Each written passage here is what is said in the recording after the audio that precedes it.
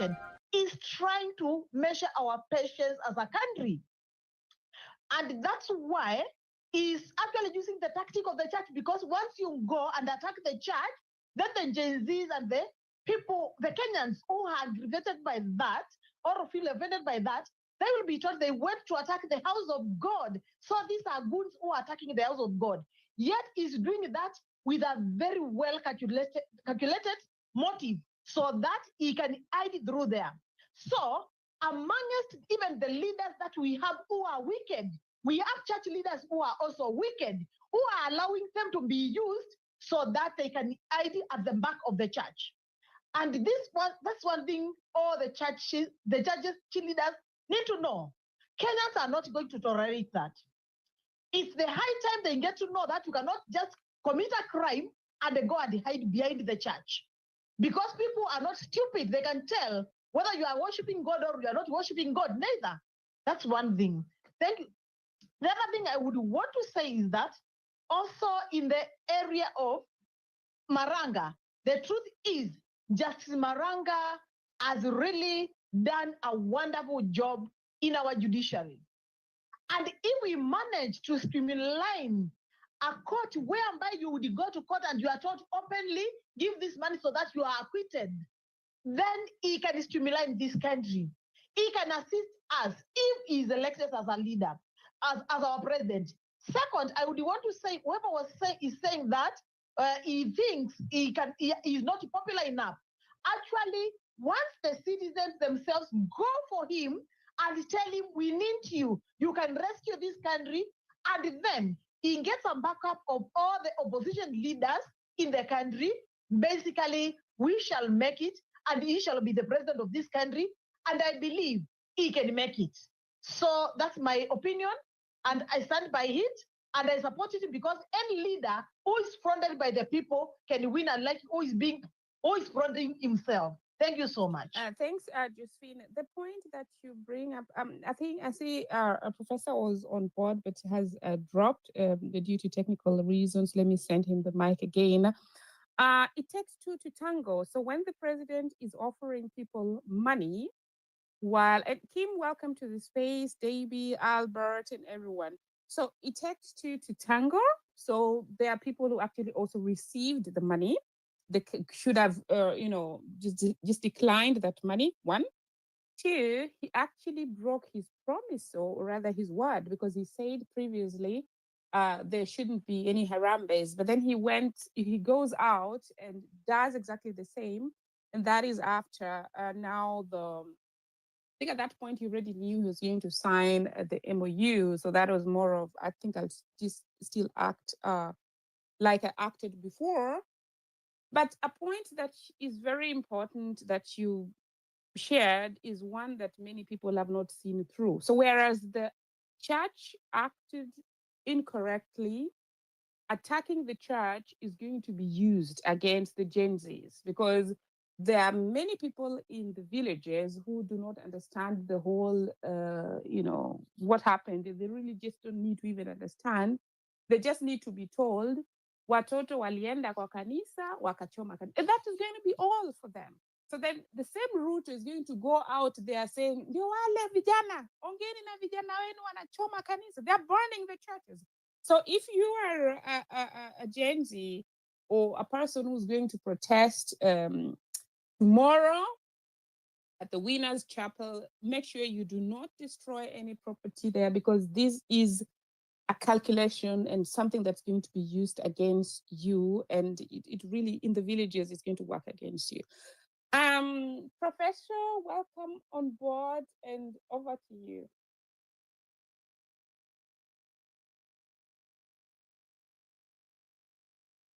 Professor? Thank you, Marge. I was thinking that I could wait a little because I think there are some people on the queue. Okay. Let me queue in. Wangu Amakeri. Strong name there. Over to you. Asante, Marge. I just wanted to say, I think, one of the contributor has said we need to think about the systemic issues, because at the minute I can see most Kenyans rushing, sort of talk about who is more suitable to become the next leader, this and the other. And I don't think we are ready. We still need to pull back a little bit and think about the issues that we are facing. Yes, we have some people who sort of would do great things, but I think what we have seen time and time again is people who are really promising coming, joining the political class and just becoming strangers to us. Like, people who are not even in the slightest thinking about basic issues that they need to consider. So I think we need to go back to basic. Sorry, I've been rushing somewhere. I'll join later. Thank you. No, it's all right. We got your point. I think you're having also technical issues, but if you able to, as you said, we need to step back. While stepping back, what would you then advise people to do as they step back and wait? Well, I think already by first of all coming together, like now that there is the issue of the church. Every issue that's coming up, we've seen the church being misused. And I think, yes, people coming together and saying no to that is a strong message. And I agree with you. Looting and destroying things should not be encouraged. But at the same time, yes, it's good for people to come out and sort of, we need to bring the issues to the front, the issues that we want to change, the things that we want to change to the forefront. Those are the things that should bring us together. Whether we are doing it on social media or in person or supporting financial, whichever way we do it together. Thank you. Thanks so much, Wangua Makere. Professor, are you ready now? Otherwise, I go to Gitao.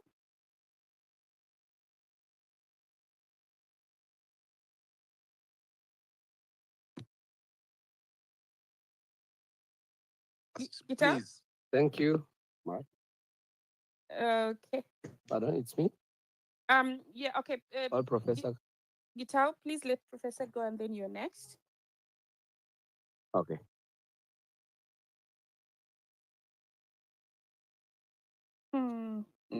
Professor Kivuta Kibwana, the floor is yours. He might be having technical issues. So, Gitao, take a go.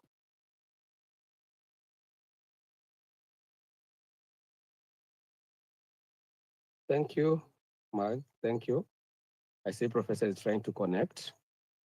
Yeah, I'll put him back again. Go on, just go on. Yeah.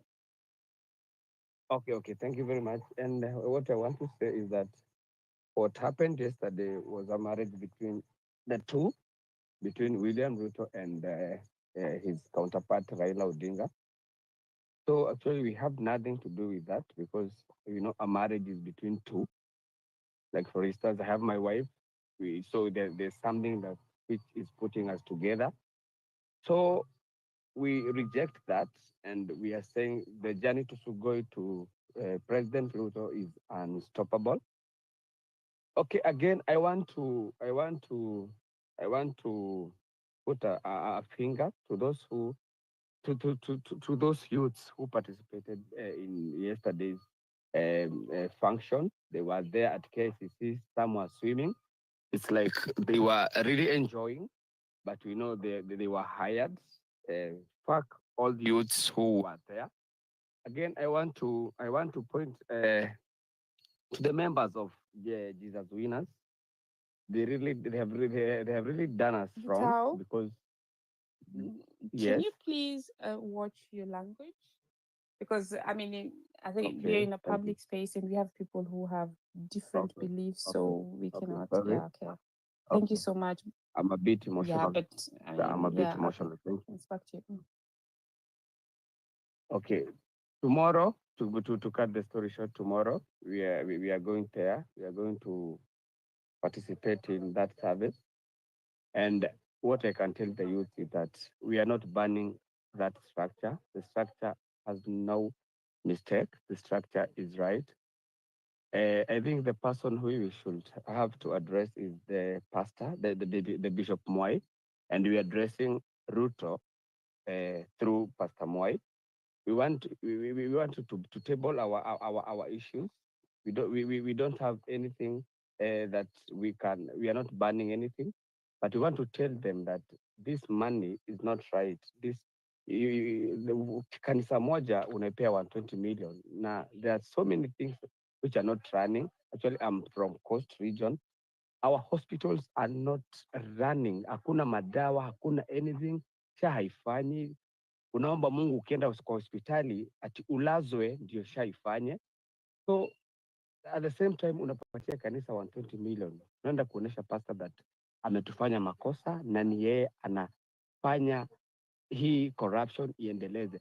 So tunataka kesho kenye tutafanya, tutakuwa na shida mingi, tutawaambia tu pastor you did this na tunataka that money irudishwe. Na kanisa ingine yoyote ambayo ingekuwa inafikiria kufanya kitu kama hiyo stop, sababu kuna kanisa nasikia walishikana juu kutoka Kajiado wakasema wana support vile Bishop Ruto alifanya kwa Bishop, so we are against that. Then kuna hawa youths tunasikia wamejiform, kuna youths hao wanaona wanaongozwa na kina Jika Samuel kina nani, wanasema wana support that union. Sisi we are the majority, ni sisi youths wenye hatujanunuliwa, tunajua hatu support hiyo union, na tafadhali wacheni to focus, to lose focus. Sisi wacha tuendelee na kenye tulianza June last year, na Mungu atatusaidia, na I'm sure tutaachieve kenye tumekuwa tukitaka wakati wote. Asante sana Maj. Thank you so much, Gitao. And yes, as you proceed tomorrow, it's always good to, as you go to protest, it's always good to stick by the laws. Ruben Kigama, over to you. Welcome to the space.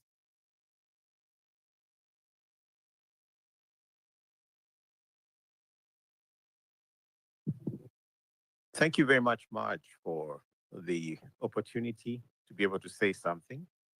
I will be extremely brief because I have very specific things that I would like to leave with us. First of all, my main worry is not so much those presenting themselves for leadership. There will be many, and in fact, maybe closer to the election, we will see a lot of different candidates, and not just at the presidential stage. There will be a lot of different, candidates coming up. The question for me is, as citizens, have we truly decided whether we can have a scorecard for those that end up being part of the next government? Because I don't seem to see a clear resolve of Kenyans discussing for anyone to be our president, for anyone to be our governor, for anyone to be our MP. They need to be able to have these 3 or 4 things in place, or else they should not even think about being leaders. Because the temperatures are really, they've been varying, let me say. At one time, we were very angry with Parliament. At another time, we are all saying Ruto must go. At another time, we are saying, we don't want to hear this guy, he's tribal. Or, we don't want to hear tribal politics. At another time, we are all saying, maybe this could be. So my question is actually, what do we want as a people? I don't think it has come out clearly that this is what Kenyans want of leaders. I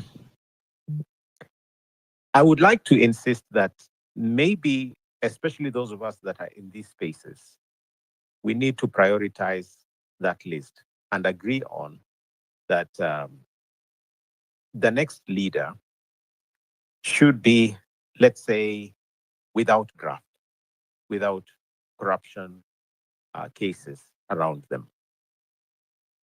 As long as we're not agreed on that, then we will be tossed back and forth by every Tom, Dick, and Harry that comes in the name of leadership.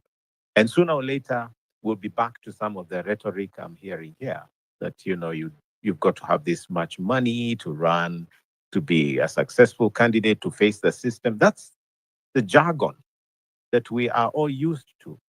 And that really mocks why, for example, the Gen Zs went to the streets last year.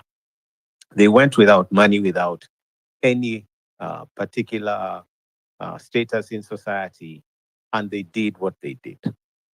It can be done.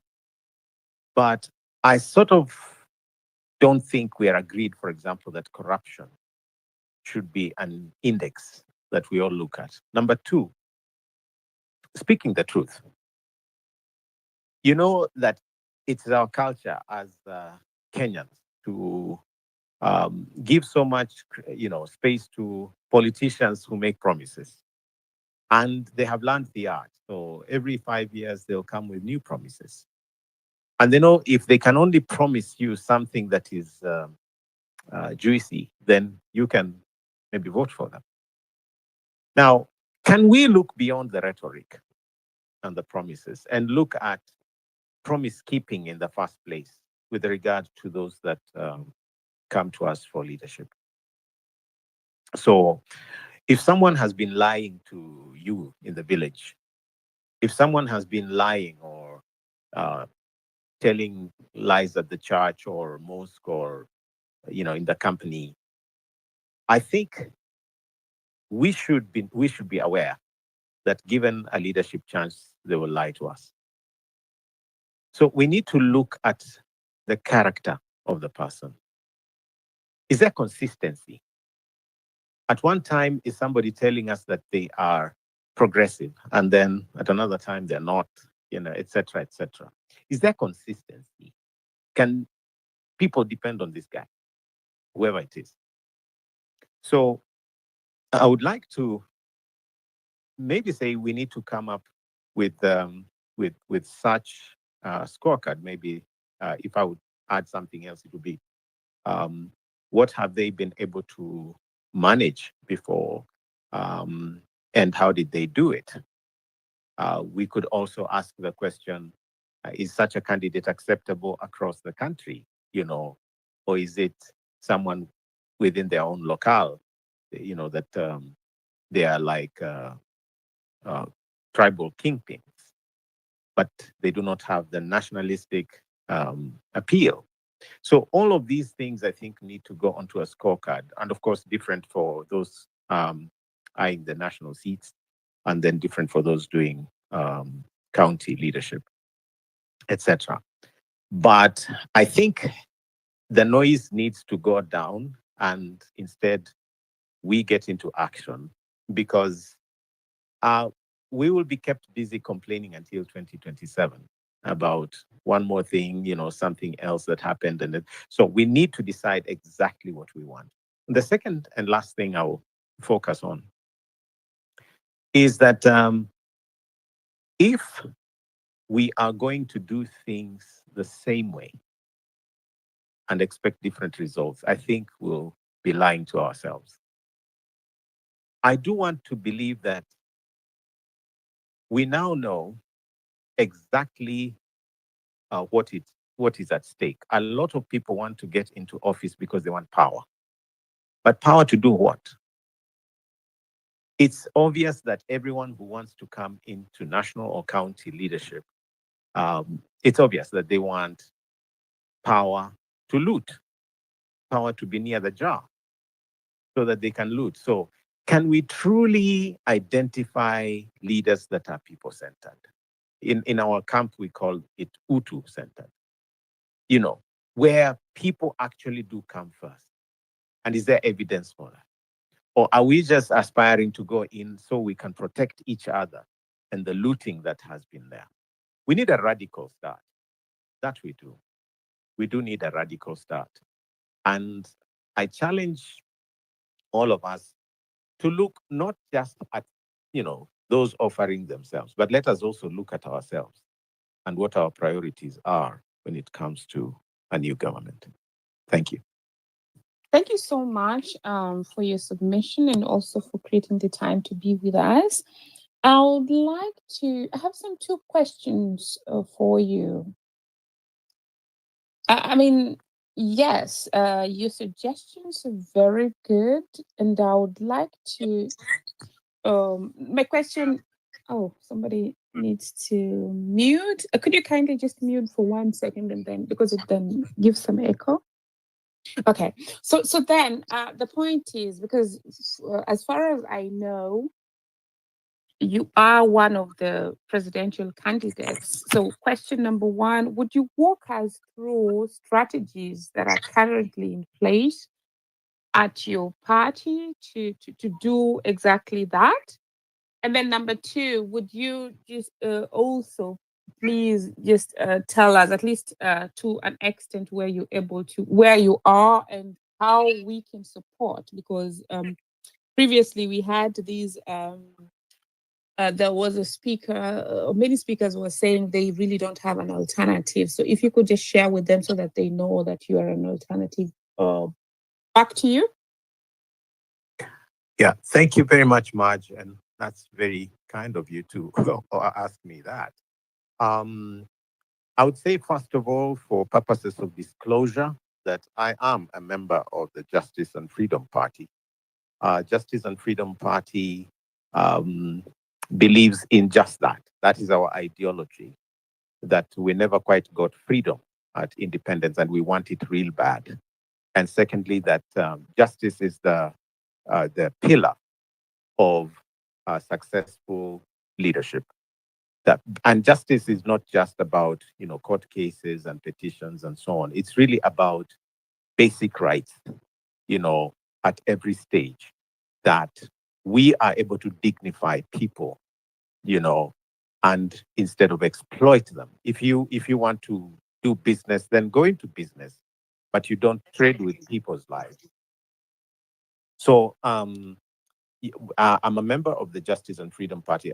Actually, right now, I'm deputy party leader, awaiting the National Delegates Conference that will constitutionally then decide whether they want me to be the flag bearer. I hope they do.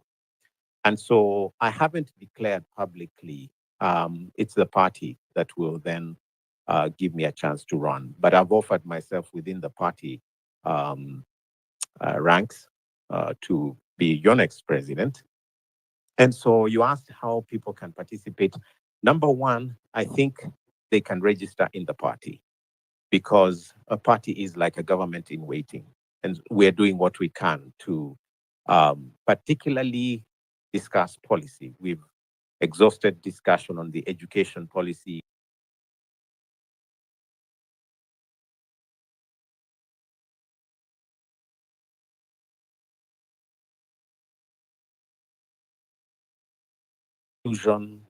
And all of those. So we are developing very clear strategies, and there are people who are already working with us. And so if you wanted to participate, you can certainly participate at the level of policy very, very easily. And you can just inbox me.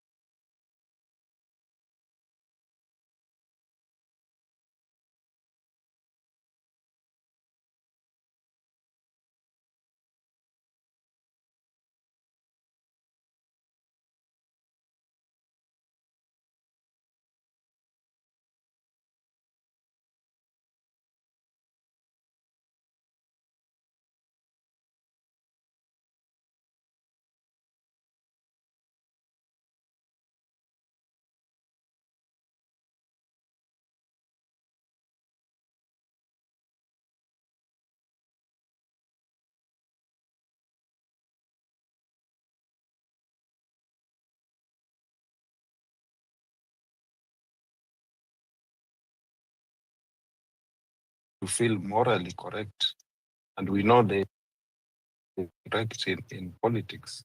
You can be politically correct. At this moment, what we have is like a relationship between a lawyer and a client. You know, when you have a lawyer and you lose the case, the lawyer will tell you you lost the case. But if you win the case, the lawyer will always tell you we won the case. So that is the relationship I'm observing here, the Baruto relationship. See, if the coalition or the grand bread government, if they lose elections in 2027, Raila will tell Ruto, I'm so sorry, you lost. He will tell Ruto in his face, I'm sorry, you lost elections. And if the coalition wins 2027 elections, Raila will say, thank God we won. So I think Raila is like a lawyer and the clientele is Ruto. But in either cases, the old man will still be in the government. And that is what we need to ask ourselves, the why. The other question is, look at the mentality of the fanatics or the supporters of Raila. They will tell you, if you ask them from the ground, they tell you, when we are outside the government is not working, Raila calls for maandamano and they get killed and injured. So why don't they just join the government since they don't even vote for Ruto? These are hard questions on the ground that they keep asking themselves. And you have to realize and agree that Raila has been in government since 1998. He's been doing handshake from Moi to Kibaki to Uhuru. He's there again, against all odds. I think he has 9 lives. The other thing is, if you look at the politics of the church, I think someone was talking about like occupying the church. What I can tell you is that politicians may take advantage of the Gen Z occupying the church by sending in hooligans to infiltrate them and then cause harm, and they will blame the Gen Z. This is a trap and a miscalculation, if you ask me. So finally, as I learned, what changes should we expect from the coalition of the Baruto, Baba and Ruto? Honestly, nothing. And they know it. Everyone knows nothing will happen. The hypothesis is that, or rather our expectations is that, if we can get rid of this current regime in whichever way, because it's not working, the next regime would logically not repeat the same mistake. See, by holding them accountable now, or through the ballot box, there is hope that the new leaders may not repeat the same mistake.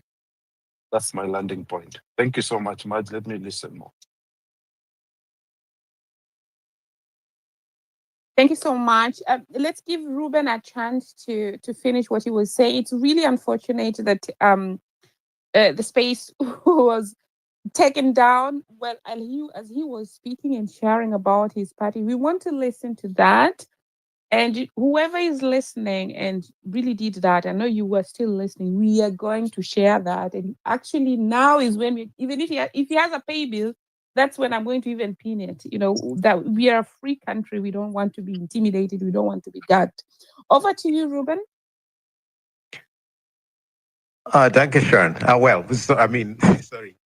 Thank you so much, Marge. And I'm used to this, so it's very hard to intimidate me with technology. So they gagged my Facebook page. They've been gagging any platform I go on to. But that will not stop us from, fighting for a brand new start. So anyway, I was saying that I'm a member of the Justice and Freedom Party, and the first thing you can do to participate is actually become a member. It's very easy. You can go to your *509# and follow the prompts and sign up, or use your e-citizen. I'm the deputy party leader pending the National Delegates Conference that will constitutionally decide whether I'll be flag bearer or not. I have to subject myself to the constitutional process. And the second thing is that we have a complete government in waiting in terms of the policy. So we do have shadow CSS in waiting. And we have completed looking at the education docket. We have also looked at the economy and how to resuscitate it. And we have also looked at the food security and foreign policy and our position on that, etc. We have looked at how to recover some of the lost resources, the country, etc., etc. And we'll share in due course. We also do have, indeed, a way people can participate by becoming candidates. We are particularly encouraging Gen Zs to sign up and become candidates in the next election. And so, whatever it will take, those of you that want to run Justice and Freedom Party is certainly a place you can consider. And beyond running, actually, what I'm personally doing is mentoring the young people on the expectations of leadership. So, for example, what does it take to be an MCA? What does it take to be an MP? What does it take to be a county governor, etc.? So that we are making this kind of preparation available, so that should they want to run, we are ready for them. Then we are also giving people a chance to contribute financially and also in terms of resources and time. And so, of course, if you DM me, I'll guide you more. I've left my DM open so that I can be reached that way. And we do respond, so we can pipe you into our party system. But I think I need to make it very clear that Justice and Freedom Party by itself cannot deliver what we are looking for. And so we are looking for like-minded movements and groups, as well as parties that are progressive and pro-people. Let me say pro-people, that would be able to come alongside.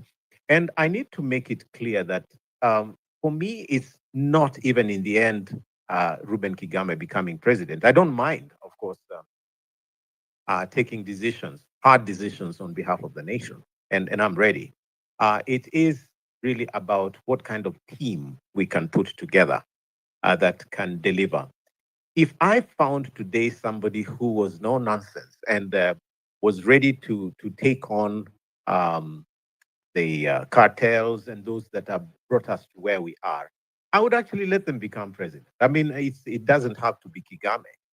But I must say that in terms of truly wanting to reverse where we are, I am itching. My fingers are itching to go.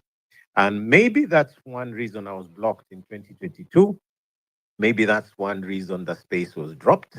Maybe that's one reason the bots are there. All these guys, as soon as I write something on social media, they're out trying to discredit. But that will not stop me. I'm unstoppable. And so you can certainly, support. I'm a people-funded candidate. In 2022, it's my friends that funded me until I was stopped by IEBC. And this time around, it's my friends, both locally and abroad, that will fund me.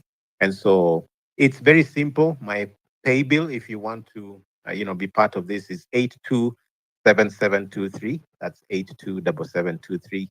And you can just, for account, just write 2027. So you can participate that way.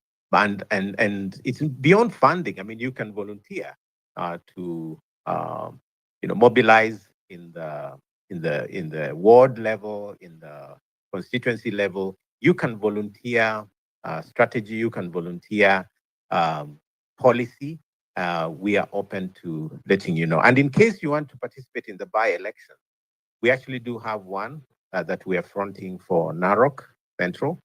And if you want to run in any of these others, we are ready as a party to front you, as long as you meet our ethical requirements, because we are character space. We really want to emphasize that character matters, and so we are fronting that as a as part of the scorecard.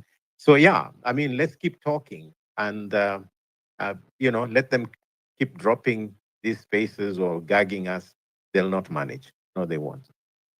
Thank you so much for sharing, and also do share in the comment section the pay bill details and other details, the registration details.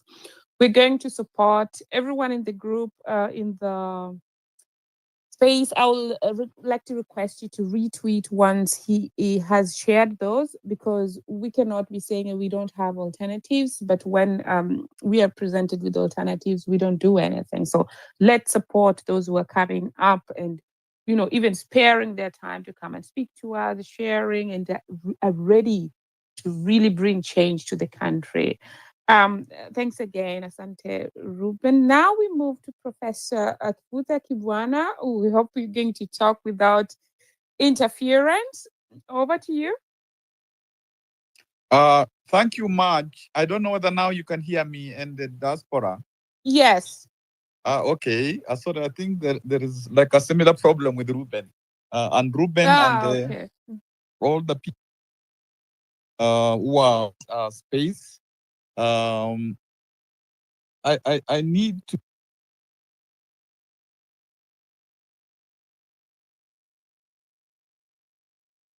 I think we can now not hear him. Can you hear him, Wanda or Hannah? Not really. No. Okay, then let me tell him to get out completely. As a wait for him, let's have Ntaba go, and then Gabriel, then Kalulu, then Hannah and Wanda, in that order until we bring him back. Thank you for the chance. I just wanted to say, much of what I wanted to say is about the ideology of parties. And even if we say that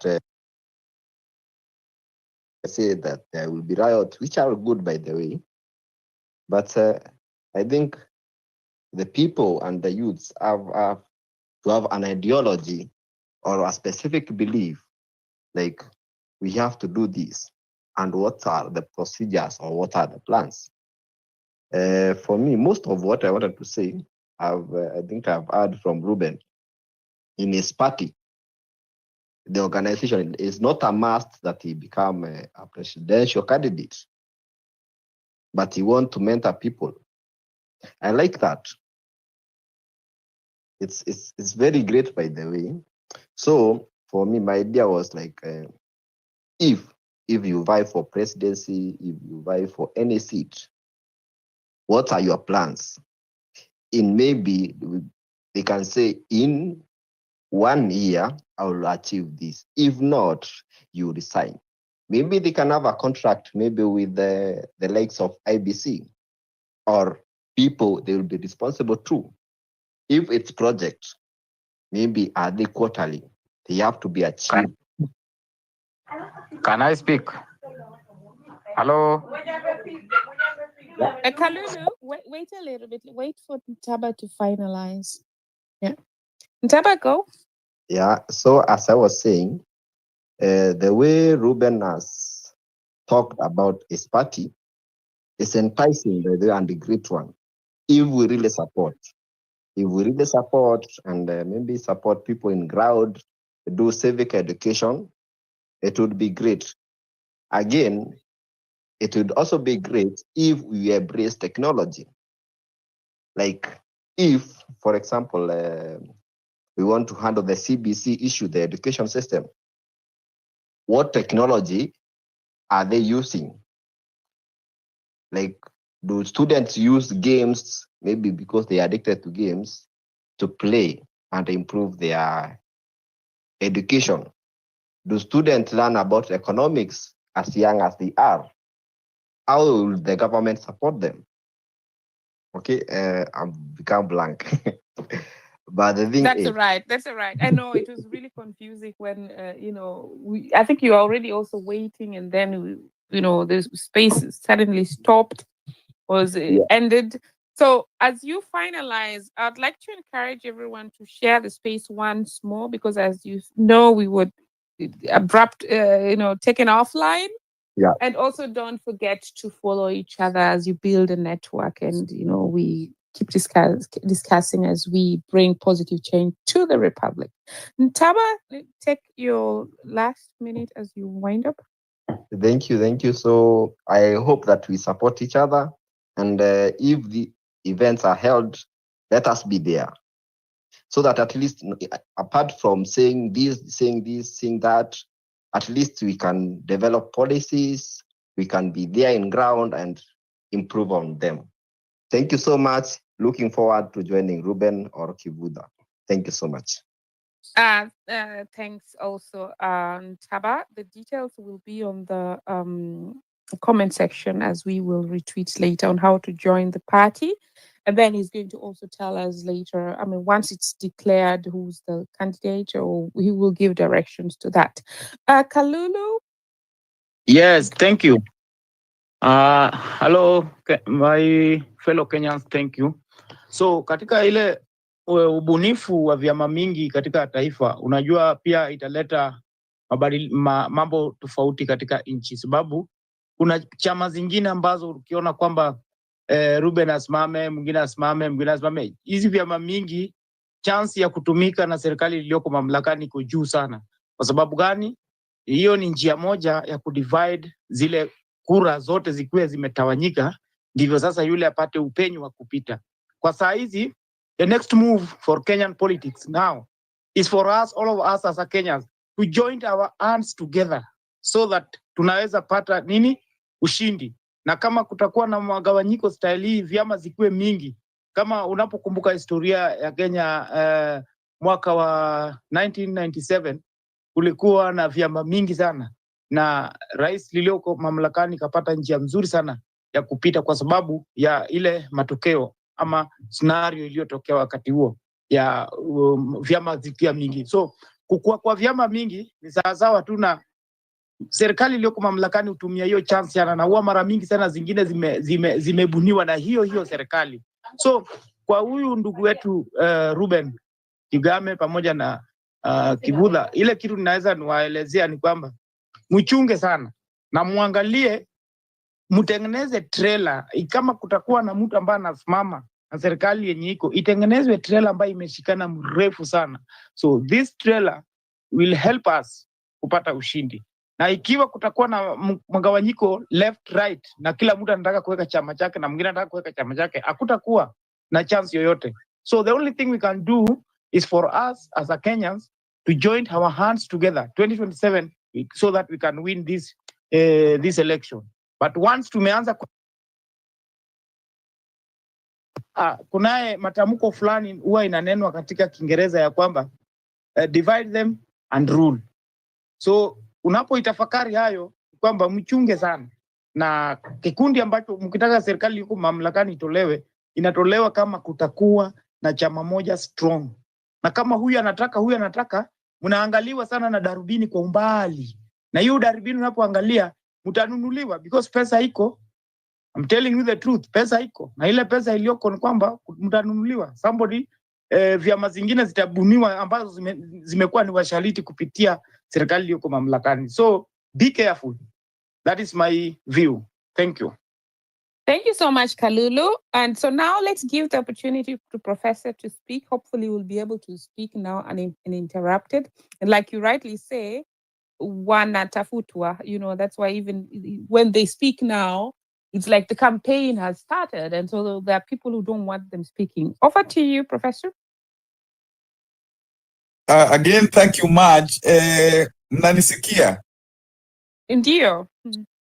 Okay, I hope this time it will work. I was saying, I was looking at this document just as a lawyer, maybe not even so much as somebody who has also been in politics. And it actually is baffling me, because in the first instance, it is a document between two people. That is the president and the former prime minister, and its language keeps on repeating that it's an MOU between those two, although they identified as the leaders of the political parties. But I think that's the first detail to note, that it is actually a document between two people who, of course, indicate they are leaders of the largest political parties, and therefore they bear the greatest political responsibility. Now, the second thing that I noted was actually in its preamble, it recognizes all the dark things that have happened. The brutal, suppressing of demos leading to loss of life. There hasn't been democracy and rule of law. There's the decay in democratic governance. There's skewed allocations of resources. Devolution is undermined. It is starved of funds. So one asks,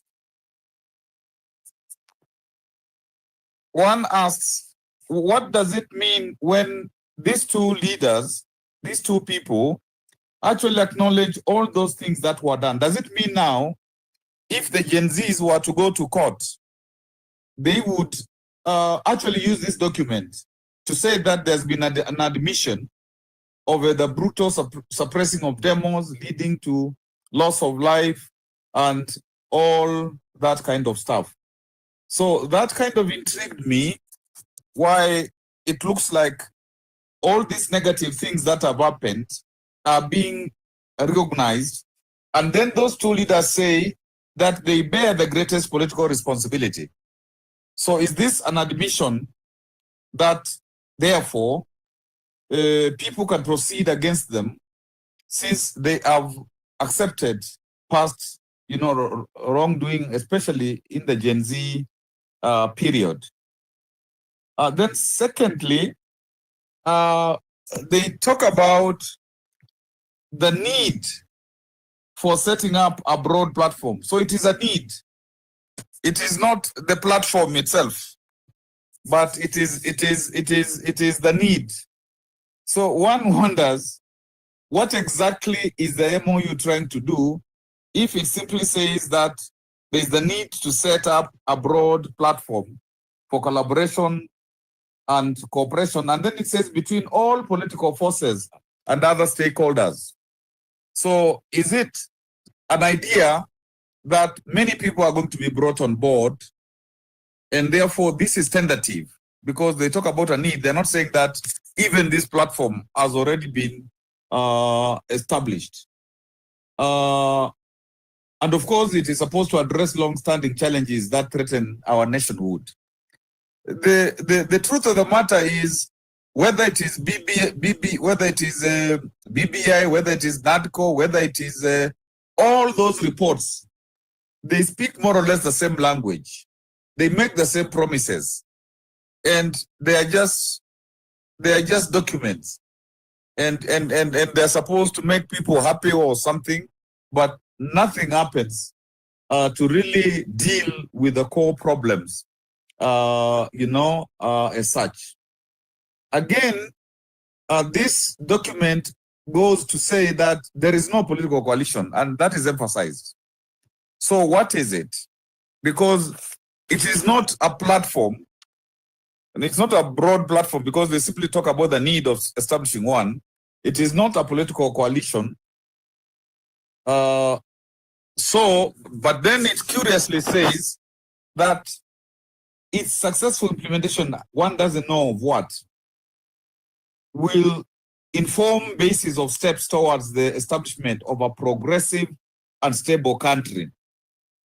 So in many ways, if one looks closely at this document, it is actually a document which plays on the minds of people because it lacks any concreteness. Even the political parties are not completely involved, those two. The document is a document of the leaders. And of course, when you look at now the 10 points, just like BBI had some points, and these things keep on having points. Maybe and it's not even a difference. It is this question of the full implementation of NADCO. And then after one says that there'll be full implementation of NADCO, then they just go into examples like cost of living, youth unemployment, third gender rule, and stuff like that. So again, there isn't. It's like the language is written so that Kenyans cannot know exactly what ultimately these two leaders want to achieve, and it is more to do with those positions that whether it is the prime minister, it's the deputy prime minister, it's the official opposition, so that the political people are together and they feel nice, and at the end of the day, the citizen is left as usual, unaccounted, really unaccounted for. Now, most of those other things, whether it is inclusivity, it's in the constitution, whether it is devolution, it is in the constitution. Devolution, even they don't give a percentage of how much, because even BBI, I think NADCO itself did give percentages of getting to 35% for devolution and so on. Again, youth is in the constitution very, very clearly. Actually, Kenya is one of the constitutions where the youth are within the constitution in terms of the socioeconomic rights. Again, the leadership and integrity is in the constitution. It is in various acts of parliament. Then the very interesting idea of Article 37, that is amnesty for those held. So that actually now the focus is the Gen Zs who have been held, and then it says that police will be trained better, and then it says, that compensation, I mean, there should be some compensation, then officers who break the law. So it is very carefully written so that most of the officers will say, we were operating within the law, we didn't break the law. And so you can see even that, which is supposed to safeguard the right to demonstrate and so on, is not, is in the constitution again. And even what is said here is not so much beyond what is in the constitution. Again, national debt, the audits, those are things that you can do that through the current constitution and law. Corruption, the same. Auditing, having the Auditor General, COB, and enhancing their abilities. But then we have seen them their work being made very difficult. So one doesn't know whether this number 8 is going to reverse anything. Wastage of government resources and so on, promoting efficiency, that is something that is a given. And it is something that, we talk from the county level, national level, and so on and so forth. There are issues about obeying court orders, but you see, to obey court orders, there are so many of them disobeyed. So if, for example, when on the 7th, they sat down, if they had, for example, said, all the people who have been arrested, and we will, say who has been killed, and we will account, we will give compensation, and the police who did it, will be taken to court because, they were doing it without following the law. And, we go back to 2017, 2018, because even those days, Raila did say that there was something taken to court to, get justice for those people who had been, so you can see even like the point about a very, very curious sentence, the specter of abductions and extrajudicial killings do not bode well for democracy. So if you make that kind of statement, it is a statement which simply, gives you the beginning of an action, but that's the end of it.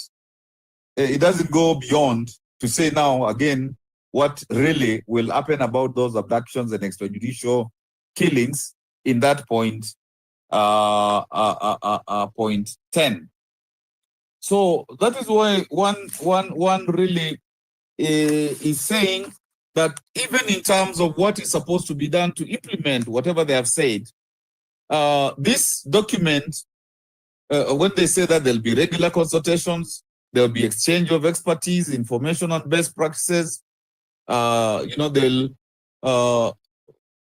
make sure that parties respect and they are respected. And when they say engage necessary expertise, so it means that when they say they'll deploy their political infrastructure, so it is as if this is not going to be supported by the government, it will be supported by their political parties. And so that needs to be clarified, whether this is something that, is work in progress in terms of their own coming together.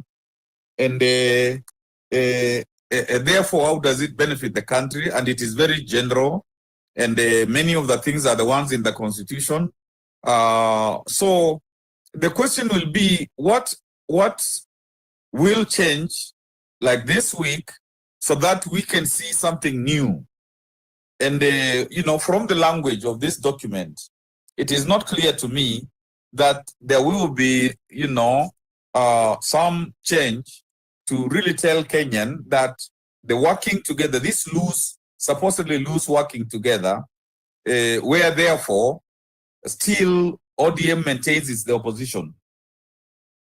But there is this possibility of forming this broad platform, and there's the possibility of this broad platform becoming something else in the future, depending on how, I don't know what works. So I think this is too loose to be able to tell Kenyans that there is something happening which has radically changed the status quo. And I think I just wanted to bring out my reflections, having very rapidly looked at the document. I am yet to sit down. I had a full day today, as I told Marge, and to try therefore to maybe look at it more closely. But I think whatever it is that they want to do is not in this document. It is either in another document, or the two leaders know it, and maybe some of their main guys, know what is cooking. And of course, reading the document, you can see that there's also an intention in this thing which is called, the broad political platform, to get, maybe if they are the prime ministers eventually, and they are, the prime minister, deputy, also the official opposition, so that carrot is dangled, that even those who are saying they're in the opposition, they now get that there's an office of opposition. You can have an opposition cabinet, and so they are sucked in, which means for me, if that eventuality comes, and even if there was going to be a change, because now it is overhauling the structure of the Constitution, because the presidential system does not have an opposition as anticipated in NADCO report. But if ever that was to happen, then if anybody gets into that official thing, then again, we will know that that's another way of their being drawn into this broad platform thing, and therefore they are not on the side of the people. And finally, I think we have to carefully look at whatever changes they propose, and then juxtapose them with the amendment section of the Constitution to see whether those NADCO changes they require can be done without a referendum. Because I think they are probably studying whether it is safer to do those changes that require parliamentary initiative, which will still require public participation, or there are still some changes that they think they can do with a referendum and be safer. So I think that is where we need to keep on now shifting to look at whatever changes, the constitutional changes they want to put on the table, and then to just oppose those with the amendment provisions of the Constitution, and then say, actually, this can be done, just like, previously the president said that BBI was no good. NADCO is just BBI. Therefore, if it wasn't good then, it isn't good now. Thank you, Marge. Thank you. That's my kind of contribution, and let's keep the fire and conversation burning. And maybe this matter of the church, I think I seem to agree with I think it was Josephine and there was somebody else who said that we have to be very, very, very careful, because now where there are constituencies that are sympathetic to the Gen Zs, strategies will be undertaken to make those constituencies not sympathetic. So this idea of, in my view, this idea of going to the church, I wouldn't myself do that, because I know that the moment there are recruited young people to come and start doing the chaos stuff and to disrupt what is supposed to be a worship situation, then we fall into a trap. So I don't know whether those who who are thinking about it can rethink, and maybe first of all the matter is discussed more fully, so that whatever action is taken is not action which will jeopardize the movement. But of course, I'm not saying that we should condone religious people who take money which is money wrongly made, and that's not it. And we commend those religious groups which have said that they're not going to accept money which they don't know where it's coming from, and it's legitimate money, and it is given in the ways that we give offerings and tithes. And I thank you and land. Thank you so much, Professor. I have a question. Thanks for really giving us a summary of the document. And so my question is more of a legal one or a constitutional one. So ideally, we are supposed to have a president who's presenting their manifesto. Then they get voted, and after that, they have the time to implement their manifesto. And there are pre-election coalitions or agreements. Does our constitution allow whatever MOU they're talking about, or is this the reason why they had the wording in between so that it doesn't look like a coalition? And so the first question would be, is it constitutional or not? And the second question is, if a lot of things are repetitive and actually in the constitution already, does that really just confirm that the president actually, the mandate that was taken from him is still, he doesn't have the mandate, only he's not able to really just implement what he's supposed to be doing, and therefore brings in a cosmetic solution to this? Back to you for your feedback. Can I talk? Hold on a little. I'll post a question to Professor. I think, Marge, you raise a very interesting question in terms of the ruling alliance, the Kenya Kwanza Alliance, as a Kenya Kwanza plan, and the president has been very elaborate, saying that we are doing housing, we are doing the insurance, the health insurance, we are doing this and we are doing that, Hustler Fund, and they're in the manifesto. So if you have this new document, which itself tries to outline things that are going to be done, then it seems like it is superseding the manifesto of Kenya Kwanza plan. Now, and then it is not the manifesto of a legal coalition. So then one asks, what is its status? because it is not a manifesto, or it's not a plan of action, or it's not whatever one can call it, of a legal coalition, because legal coalitions, if it's post-elections, they have to be registered with the Register of Political Parties. So I think that's why clarity is important, so that we can now, the president and Raila can now enter a genuine coalition, so that they can be legally, constitutionally held accountable, because Raila can always, get away and say, the things that I thought were going to be done so that we can go into a farmer relationship have not been done. I am not satisfied, therefore I'm out. And you see, legally, there is nothing you can do to him if he does that. So you can see the way it is structured is to tell his people that we are giving you a leeway, so that if things are not good, we can get out. So I think, in a sense, Raila is protecting himself.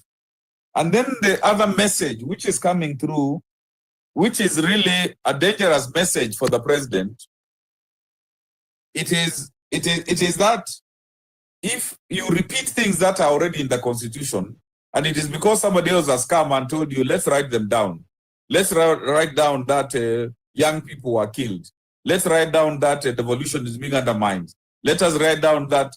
So actually, it is in a way a criticism of the government by this new partner, although the partnership is not firm.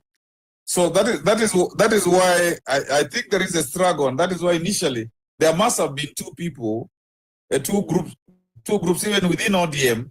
There was a group that was uncomfortable, although it's being kind of brought back to support. So that is why your question really tells us that there is much more than meets the eye, and that therefore this generation Gen Z uprising, really caught the president flat-footed. And even when now solutions are being sought, there are solutions that don't, they are not firm. They are on shaky ground. I yield. Thank you so much, Professor, for the submission and for clarifying, for answering those two questions. Yes, I mean, it's a concern to me, and I think whichever political affiliation one has, or whatever one supports, I think it's important as a country that we are clear that when a mandate is given to one party or organization, that they have to show what they're doing. And when they're not able to do it, and the mandate is taken away from them, they cannot come with cosmetic solutions, because then we're going to be in a state whereby voting will not even make sense. Because why should people go to vote, then others just come and shake hands? If you're going to shake hands, why are people being killed? The biggest of message we have learned, and I keep telling people out there, do not kill each other because of politicians, because you see what they're doing. But again, for continuity, because we always want to, even get support from these countries, we cannot even afford RRVs and other things in our country. And it's not like we don't have the money. We have the money, but we have a situation whereby leaders are not being taken into accountability. And as we speak, as of yesterday, they're even making it possible to just, find delaying tactics, instead of one of them just saying, well, guys, this is what I was supposed to do. It did not work. Yes, I mean, let's have something else. I mean, I know that I cannot directly compare Kenya to other nations, but we can learn from them, where in such scenarios, we've had people who called for fresh elections. But if we continue with these cosmetic solutions and handshakes, we're even going to discourage people from voting. Because if you ask a child who was born when only all these coalition handshakes are going on, they'll ask you, why are you going to vote? What for? So that we need to check. So thanks again. Over to you, Hannah. And guys, we're trying to finish. Go on. Somebody wanted to speak. Is it you, Hannah? Yeah. Yes, it was me. Okay. Yeah. Go on. Yeah. Yes, thank you, Marge. Actually, I was going to ask the professor. Thank you very much, Professor. Thank you, Marge, for the platform. There was at the beginning of it, he said it was an MOU, a memorandum of understanding. Is it between the two? And I would not want to call them leaders. I excuse the professor. He's old school. He still has that to call them leaders. For me, I call them politicians. They're not leaders. They're not worth being called the leaders. But for those two politicians, the first thing you said, it's a memorandum of understanding. Now, that memorandum of understanding, is it between the two of them as individuals, or is it between the two parties and them as the two-party leaders? I would actually like a clarification on that, since you've got the knowledge as a lawyer. Before I proceed, I actually really need clarity on that.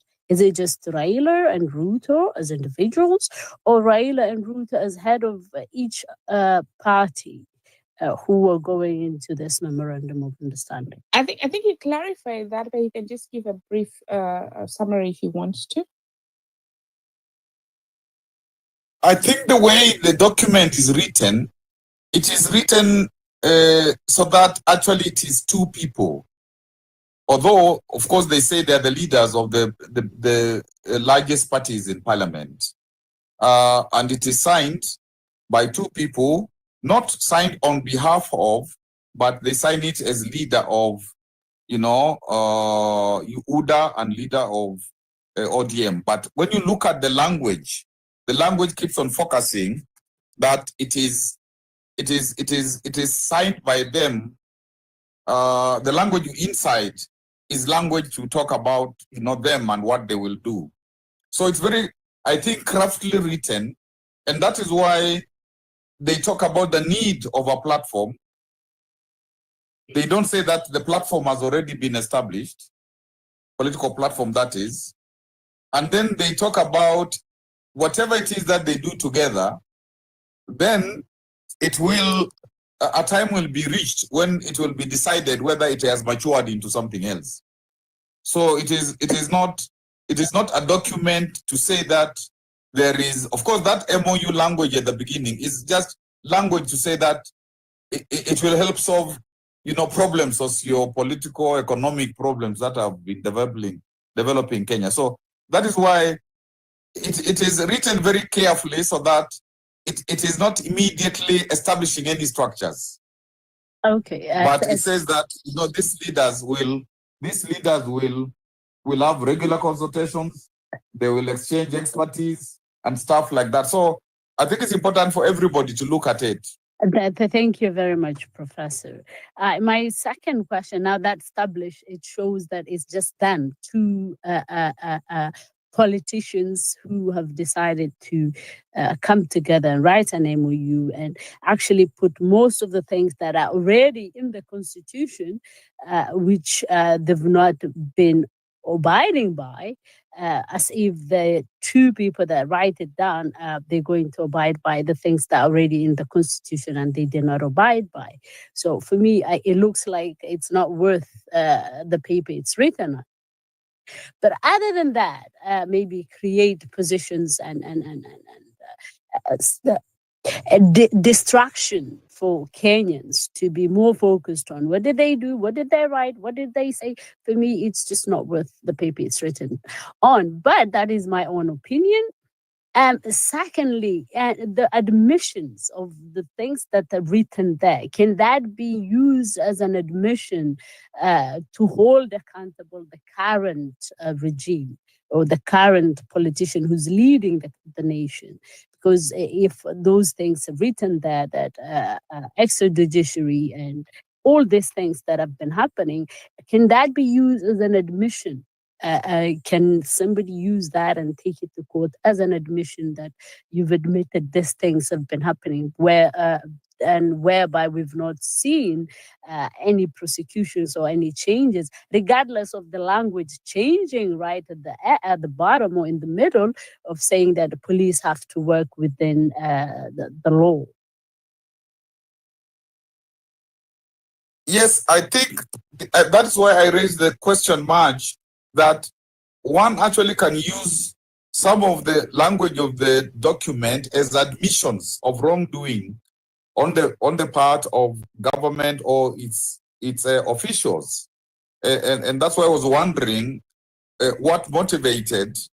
Is it guilt? Is it pressure from ODM or what it is? So if you have other evidence, this is added evidence to now say, all those, the 60, kids, lost their lives for Kenya, the Kware, the abductions, and all those people. I think now one has got ammunition to say there is admission by these two.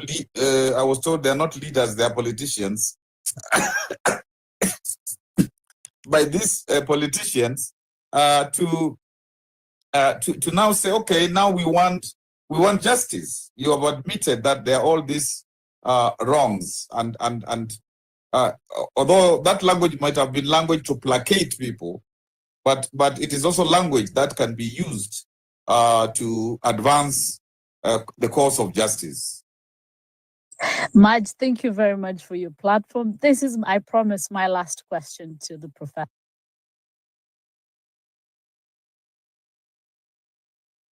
I cannot hear you. Of the charge, the charge was given a land. As a lawyer, do you think the money, it's another story, one that was given, one that was pledged, we can put that aside. But the land that was given to the charge, as Kenyans,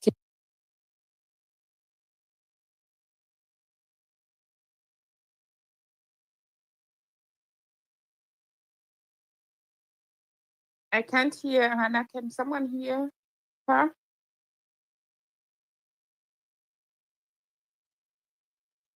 Tabish, can you hear her? No, I can't hear as well. See, the question was critical, then we cannot hear her. Yeah. Okay. Hannah, try again. Okay. Can you hear me now? Yes, I can hear you now. Yeah. Okay, that was my last question, and I'm really sorry. I said about the money that was pledged for the church. Let's put that aside, and the money that was given. But what I wanted to ask the professor, as a lawyer, the land that was given to the church, can we protest it in court? Can we take it to court? Can we say the government has no right to give the land? That was my question.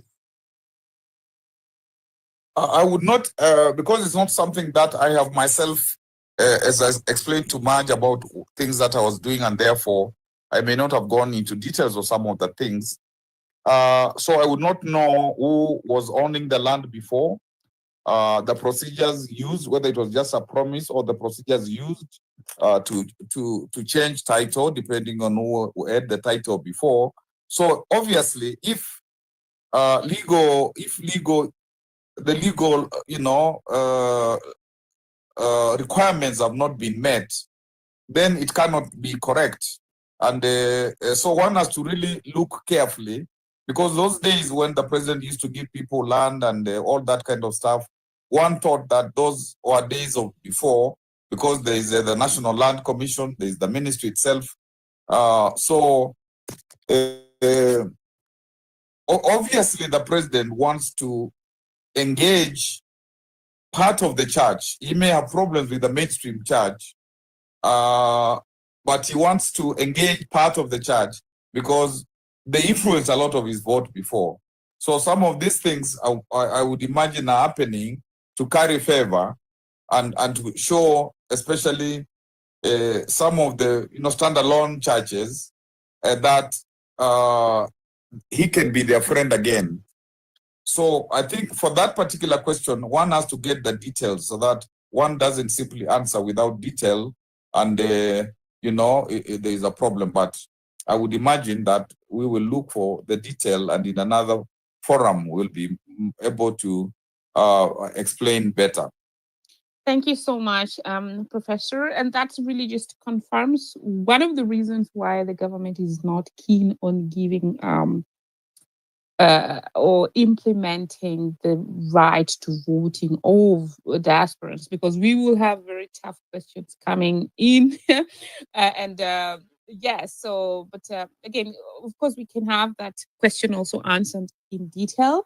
I'd like to say that you're going to finish at the top of the hour. So for the next speakers coming in, we're going to give you 3 minutes each, and then we're going to have closing remarks. And yes, next is Fabish, then Academia, then Maura. 3 minutes each, please.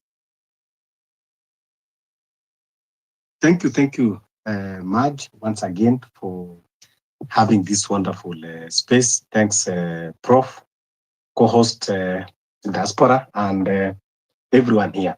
I think I will just want to speak on two things. First, I don't want to dwell on the matters that happen about these politicians, because even the documents they are working on, currently in Kenya, anything that you see legal is actually illegal, because words don't mean as they are written.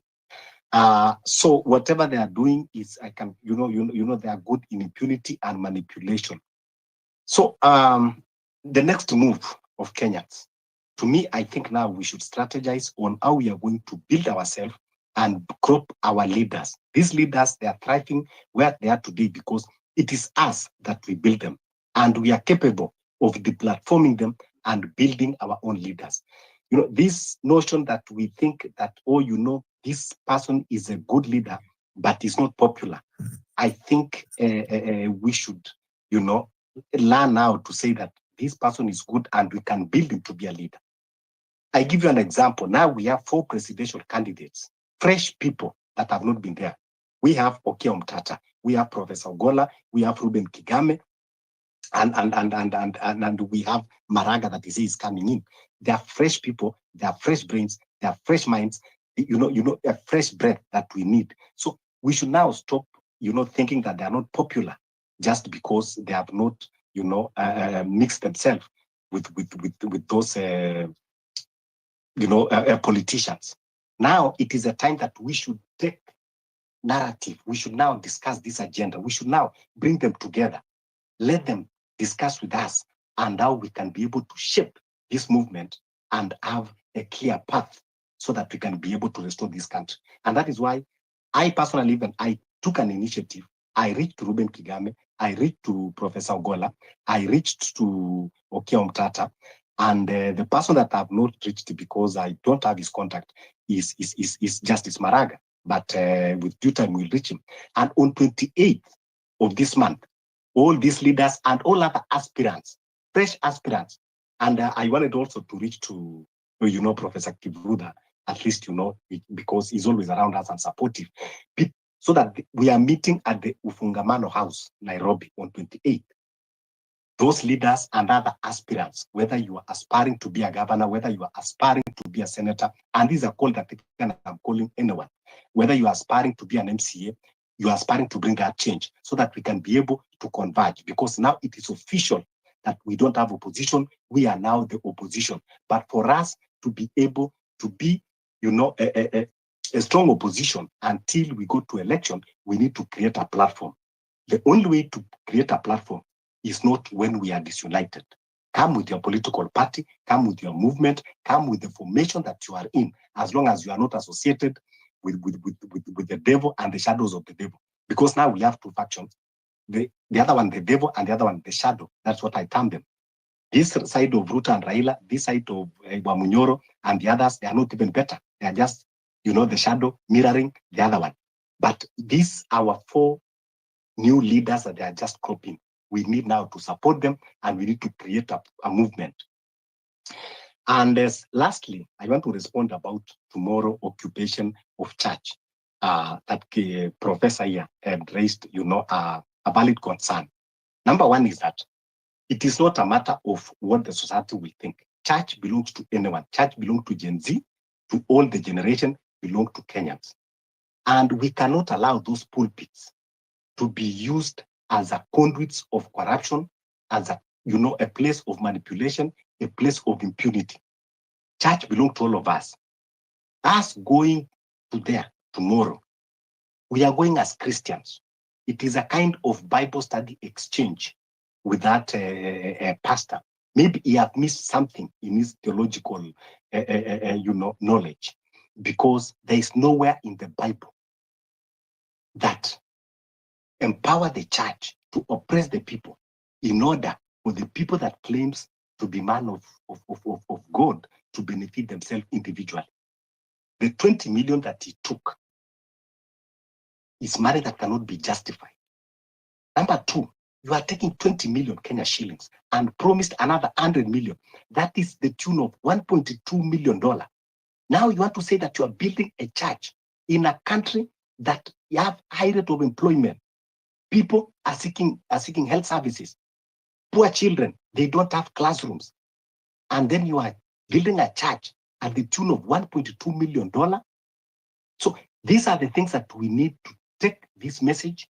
We are not going for war. We are not saying that we are going for protest. We are just going as normal church and just, tell them our displeasure that we cannot have this kind of impunity even coming to our churches. We need to take our children to churches so that they can be able to grow spiritually and have the moral, so that we can build a moral fabric of the society. But when you take the church and now be this place of immorality, what are we expecting? What kind of society we should expect? So I'm urging everyone tomorrow, let's go to Roysambu. We need to occupy that church. We need to send a very clear message that is going not only for that church, but to every church, that things will not be done as they are now. Church should be respected. The places of worship should be sacred as they're supposed to be. Thank you so much. Thanks, Fabish. Before Maura goes, I would just like to add on something. It's really, really, there are wars. There are many ways of fighting. You can fight by thorax and you can fight by brain.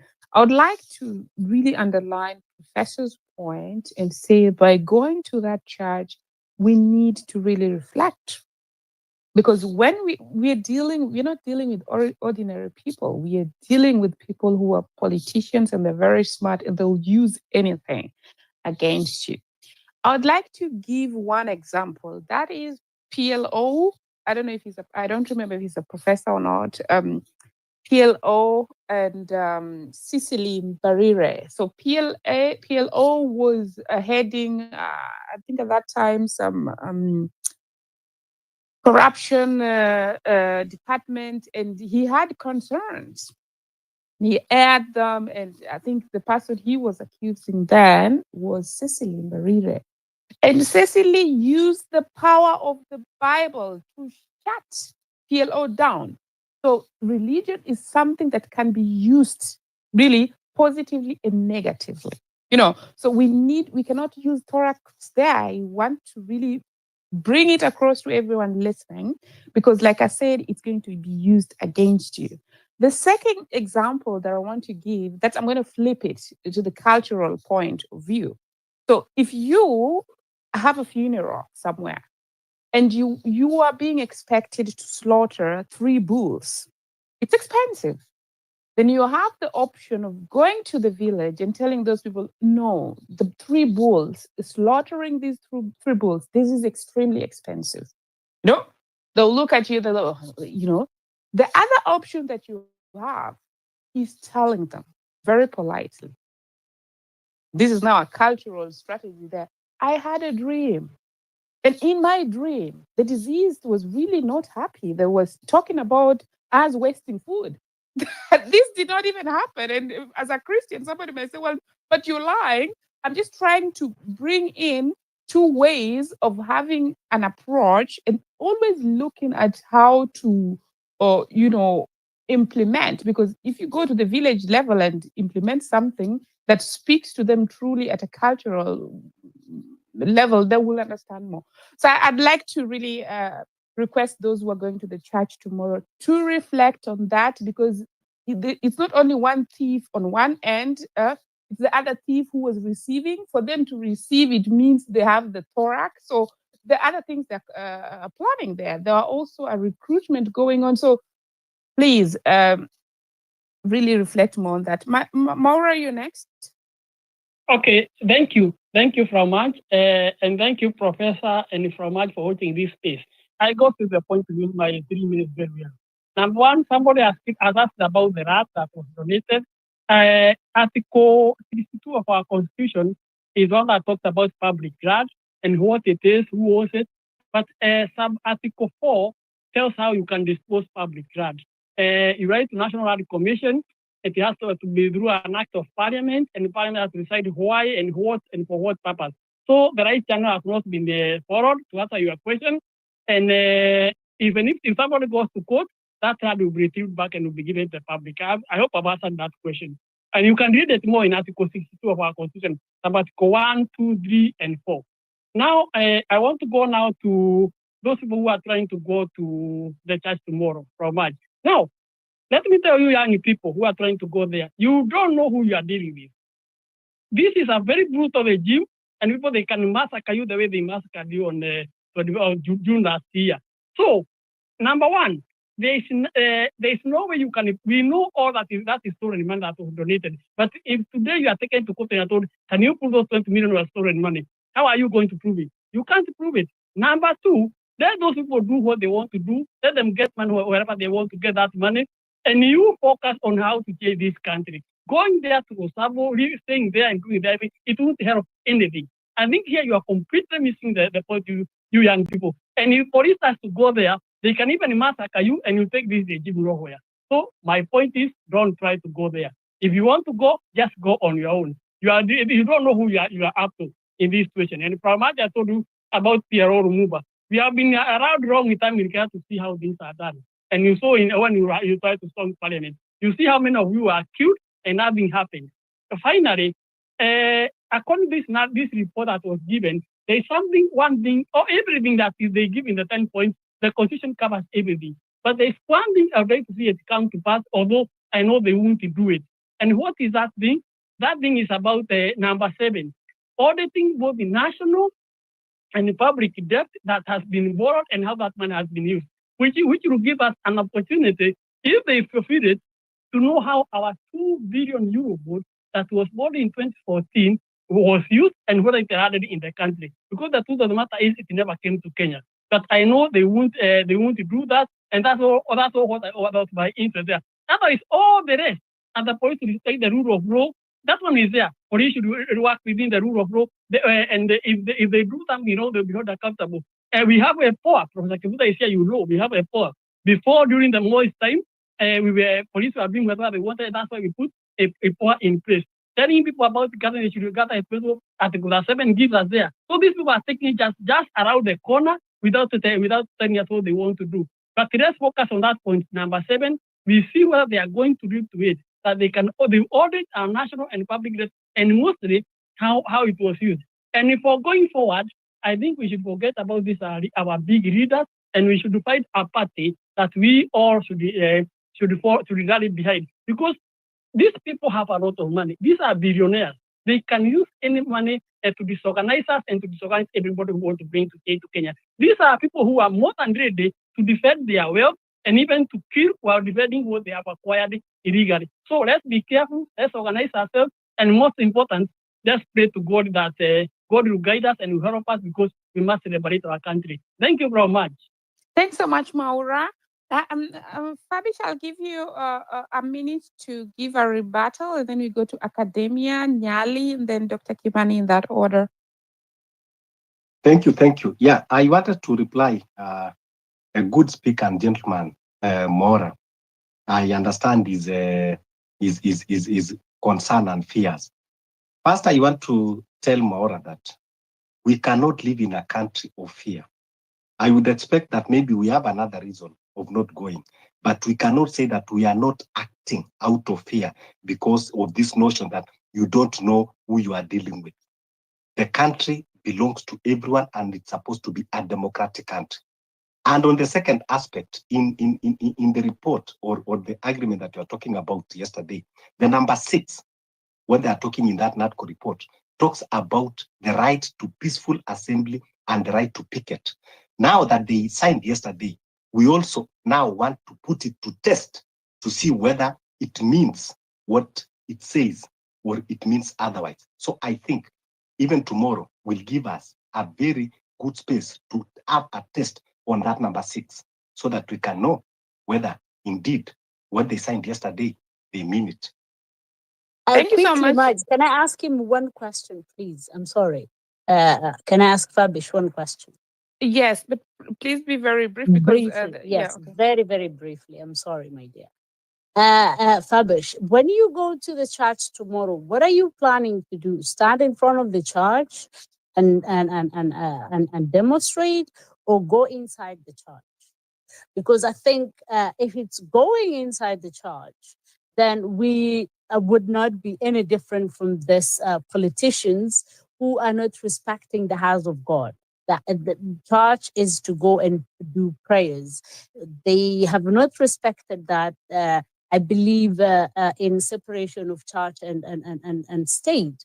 So once as Kenyans, we go inside the church and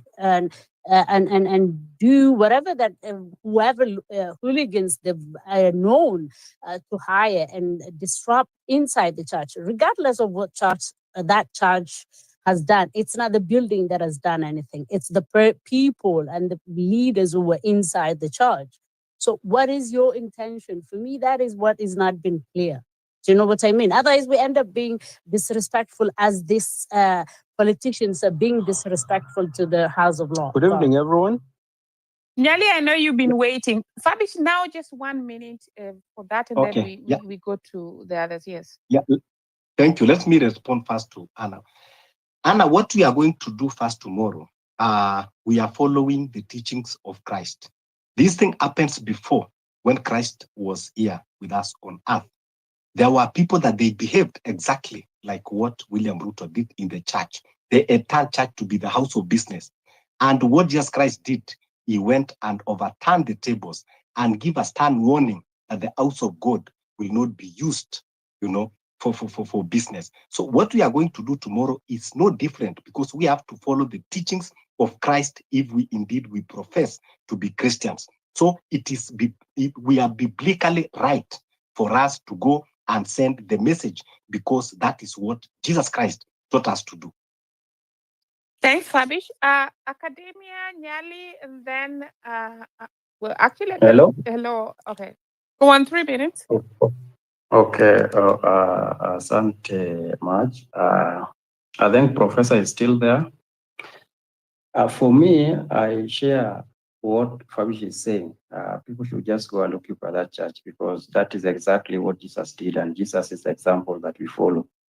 So anybody on a contrary to that, I think you're the one living in your own world. 2, I would urge most of us, or those who have not joined the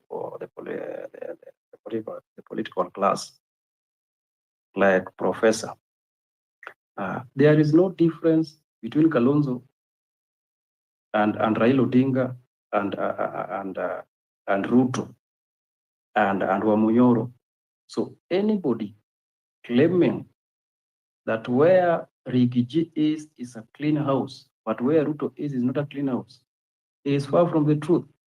So what we need to do, and I would like to ask Professor did not support William Ruto in 2022, but would be the first person to go and shook hands State House thereafter.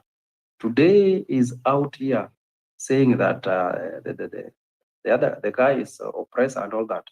So Professor is a professor of law. He knows very well that the objective reality you cannot challenge by any form of evidence, whether it's written or oral. And again, you cannot probate and reprobate on the same matter at the same time. So, Prof, you people spare us. Just stay away. Academia, I don't need to remind you that my spaces are really conducted in a different way. We know that we can point out things. And while you want to tell people what to do, I will push the question back to you. What are you doing? First of all, Can you answer that? I've never supported. Yes, Yes. I've never supported, I did not support Ruto and I'm not supporting today. No. We are Professor talking about. supported, Hold on. no, because, okay. Yes. Now we have a situation, and that is what we are discussing. What happened yesterday, the MOU. We have gotten an explanation, a legal explanation of what the document is. One. Question is, what's the way forward for you, academia? What's the way forward? No, first of all, the document that was signed yesterday is not illegal. It can only be illegal to the extent that it is inconsistent with the constitution. So it is not illegal. And that is political. So Academia. so okay, What's the just way allow me forward? to answer. But you're not Now, I'm answering also what with you, we're but, not going to have a but back and forth because then I will throw no, you I out. can't And you know I answer you can the do way you that. want. But do you want me to answer you the way you want? Okay, he's just been dropped. He's been removed from the space. Some people tend to think that because my voice, I don't scream. I cannot be firm. I can really be very firm. So most of you know that I've been hosting spaces for a very long time. The objective of our spaces is not always to. We want to have even difficult discussions, we want to have them in a very structured and respectful way. Moving forward, I would like to encourage every speaker to really be respectful. Ask that question you want to ask. The questions are always allowed, all manner of questions. And if we have a very, a good forum and environment where we can speak, I think then it gives people, it makes people speak with ease. And I have actually, I see Wes is from South Africa. He will tell you that I've even internationally held discussions that are more really, I think, Wes, you don't know this, but there was a radical group in your country who even sent me death threats until the police had to come on in. But anyway, let's continue as we close. Nyali, Yes. Good evening, everyone. Yeah. Thank you much for hosting us. Mine would be very brief. I have one question in three parts. First of all, let me say thank you and let me appreciate you for bringing the country together through this forum. I have a question for Prof. And it, as much as it is for Prof, it is also for the general public.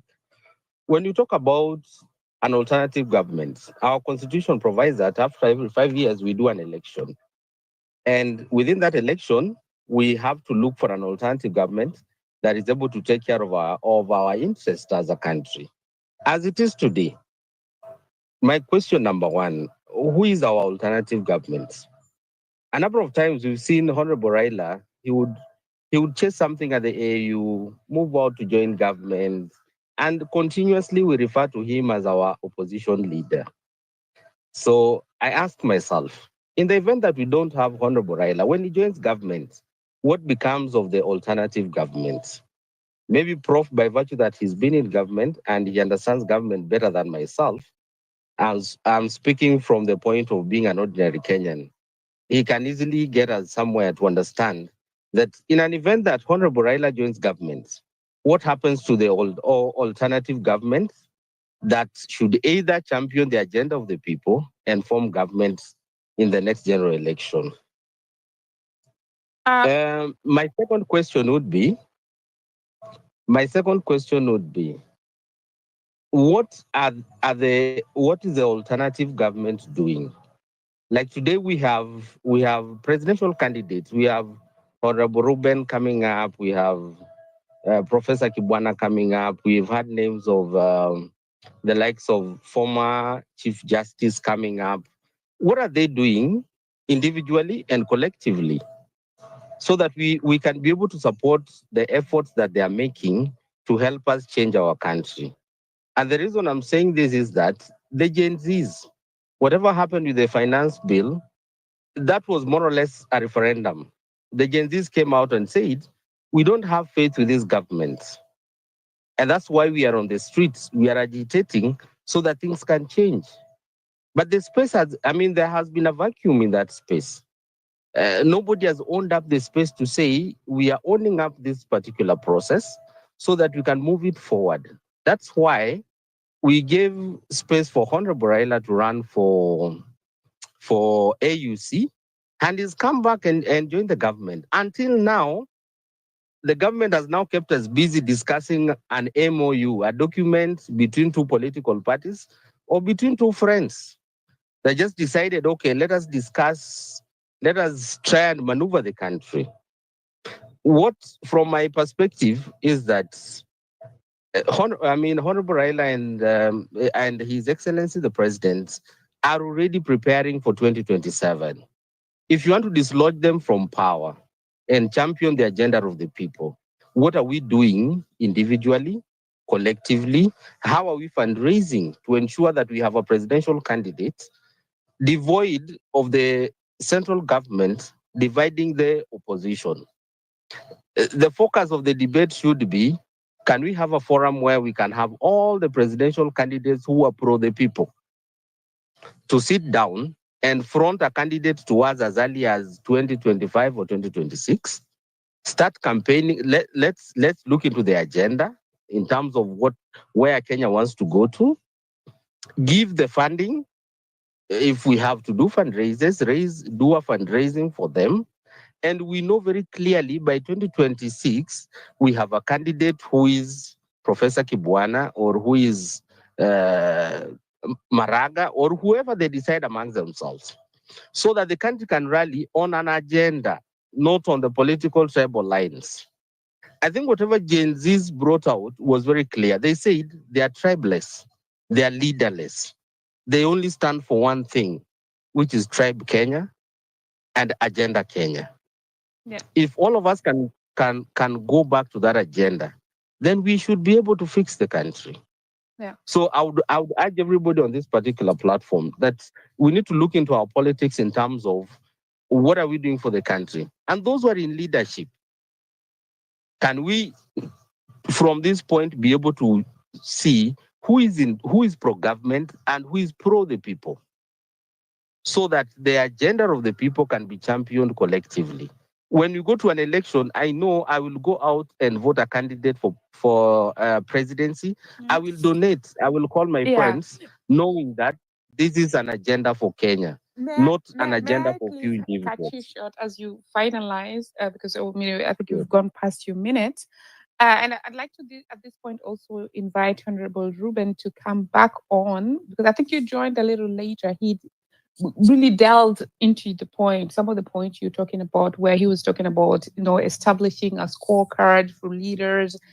This is what we want, this is what we expect, and then also working with a coalition more of the people who have the same interests. So that he really already talked about. If I could send him the mic, I don't know how engaged he is, so that he can add that to closing remarks, because we are closing in 12 minutes. Hatuna nchi hapa. Probably if you can take your 3 minutes, and if you have the questions, then every other speaker who's coming on board, your questions is going to be noted by Professor and Honorable Ruben, and then they're going to answer them in the closing session. Hatuna nchi, go. Dr. Kimani, I'm adding you. I see that you dropped. Hatuna nchi hapa. Omitski, go on. You've been dropping. Yes, I've been dropping too much. Sorry, I taking care of children here. So I want to make a contribution. Just first and foremost, what next? I would like to do a small recap, just very small, on what the perception of these politicians think. So first and foremost, before we continue, can you all hear me? Loud and clear. Yes. What I would like to say is that we should not forget the more than 60 plus lives that were lost during the finance bill protests for the youth. And this is something that should live constantly in our hearts. We should not forget, because this was blatant. This was planned and blatant disfiguration of our constitution. Anyway, let me put my two submissions. First and foremost, I think these two people that took and they did the MOU yesterday, they feel like they're on top of the world. I'm going to say why. The number of votes that Ruto earned in the 2022 general election, plus the number of votes that Raila got during that elections, they are arguably around 13 million. Because one got 7 million, the other one got 6 point something million. So they are both 13 point something million. So probably in their minds, they're thinking that they have this thing in under lock and key. This is done. We have, each one of us brings huge amount of votes to the table. But June 25th, something changed in this country. So as people, I think right now we should totally change the landscape of this country. I've been advocating for it.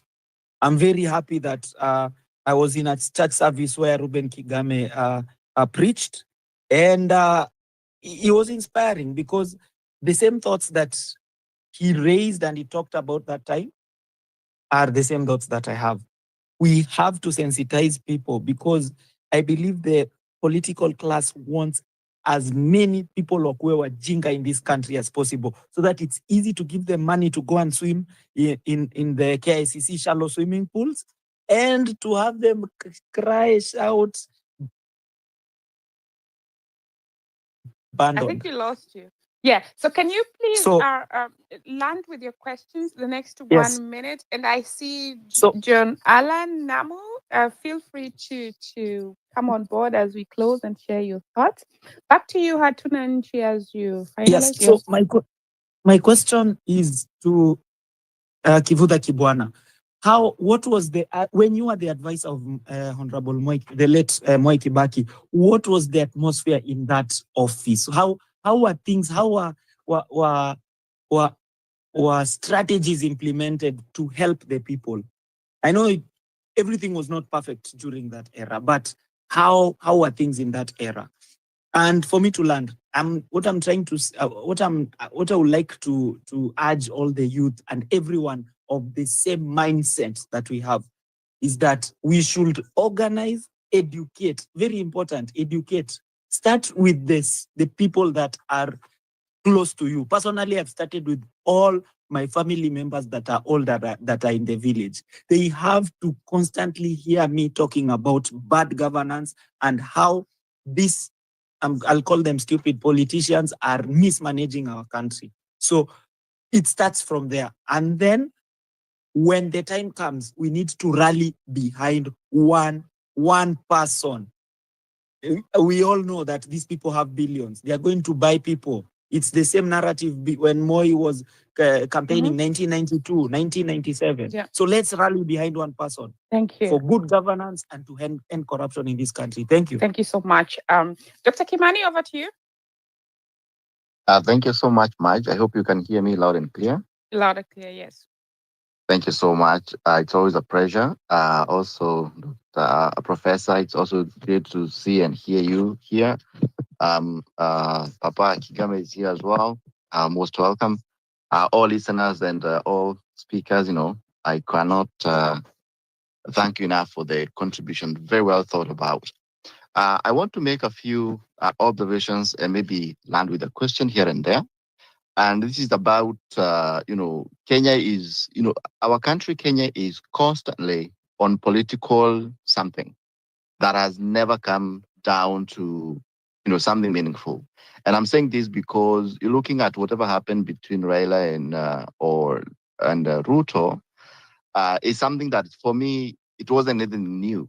It's something that was always in the making, right? So it was just waiting for the time to be put down to paper. Nothing will change. In fact, if there's anything going to change, it's going to change for worse. Because if you look at the 10 items that they want to address, those are some of the things that have been, attempted to be addressed since time immemorial. And for me, how would you even hold government into account when you're in it? How can you audit yourself? And yet you want to tell people you're going to be clean as well. And then previously, Politicians do speak with one side of the mouth and no speak the other one. Ruto may have, many cases denounced, working with Baba, talking about how Baba destroyed the government from Moi's era to Uhuru's era. So what is going to be different this time? They're just looking for something to blame by the end of the day. To me, what I think is no one is in this government is serious to take responsibility in being accountable to the Kenyans people and those in the diaspora. So there is no Messiah here. And I think Professor was right. We need to get an alternative as soon as today, because there will be no need of even going to 2027, in my opinion. There is nothing going to change. If it is going to change, for the worse. Therefore, we the Kenyans will need to see and think about these politicians differently. I know they are doing their political job, but we the citizens, what are we doing? Are we doing our job to putting them on toes to make sure that they are doing as they say they were going to do? Are they following the constitution to the latter, or they're just doing things to just protect their own interests and those of their kins, enriching themselves and their stomachs when everybody else is anguishing and everybody else in the world is looking at Kenya as a bad piece of museum?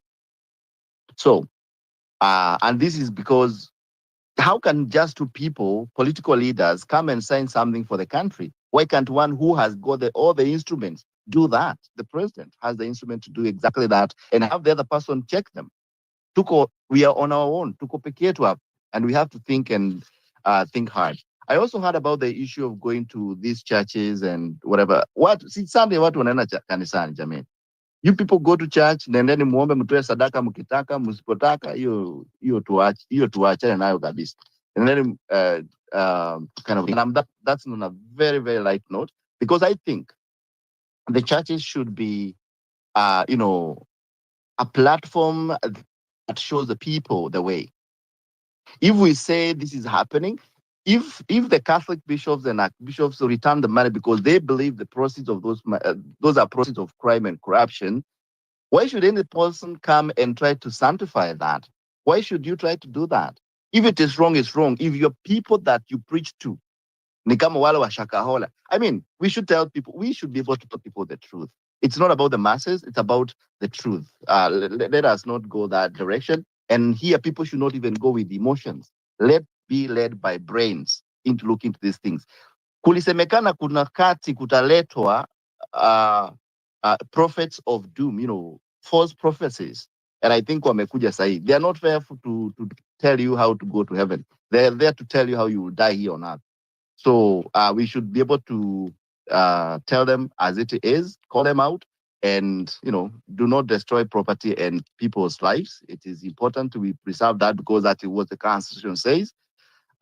Again, because if you want to do things, let's do that way. And also, there are people who I have also listened to, very agitated. I am not happy as well, because of the things that are happening. People, supporting maybe Raila, supporting Ruto, supporting former Deputy Rigathi Gachagua. Don't also forget, during the colonization time period, some people are on the fence. Some of them called home guards. Some people have always fought their own battles depending on their convenience.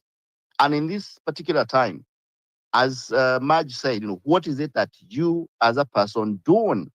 That's where you should concentrate. If it is like the Hakuna Nchi hapa amesema, educating the masses and let them understand what it is that they need to do, as civilians. What the civic education, very, very, very, very important. So my landing and I think this is very important. If Kenya, and this is where Professor Kibuda will come and maybe say something about it. If Kenya made all counties work for the Kenyans, we would not even be thinking who becomes the next president. Because we are always on this trajectory of the next president is going to help us. Who will come and help you in a small village in my county, Nyandarua? The president doesn't even know it exists, but the governor does. And if we are to get the county government working, this whole mess will be sorted out. And is it possible to have counties work? To you, Professor. Thank you so much, Marge, and everybody else on this space. Thanks so much, Dr. Kimani, for your submissions. We really appreciate. I'd like to give the opportunity to John Alan Namo. Please take a go.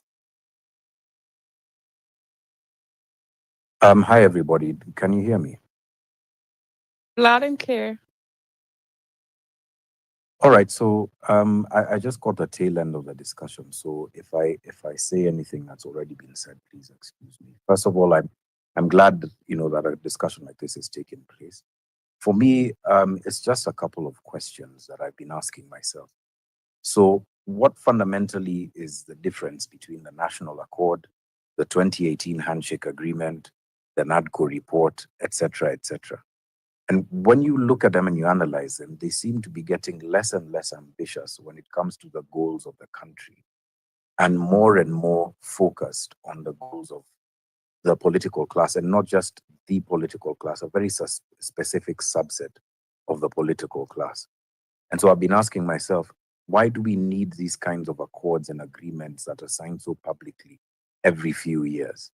And the answers might be many, and I think it's apparent now that there really is, as Dr. Wandi Anjoya likes to say, a capture of the language of reform, where you capture the language and you say, very loudly what it is that you think the public wants to hear, but the words ring empty, right? And so for me, this is really a moment of real reckoning with what this country is made of, who this country is supposed to serve, and who it is currently serving, right? So I tweeted something from a book that I've just finished reading. I'll just read it here, not word for word, but essentially just give the depth of the quote, or at least the meaning of the quote as I understand it. What the public has is or rather what the political class has is a material advantage. They have the levers of the state. They have, the power to communicate at scale.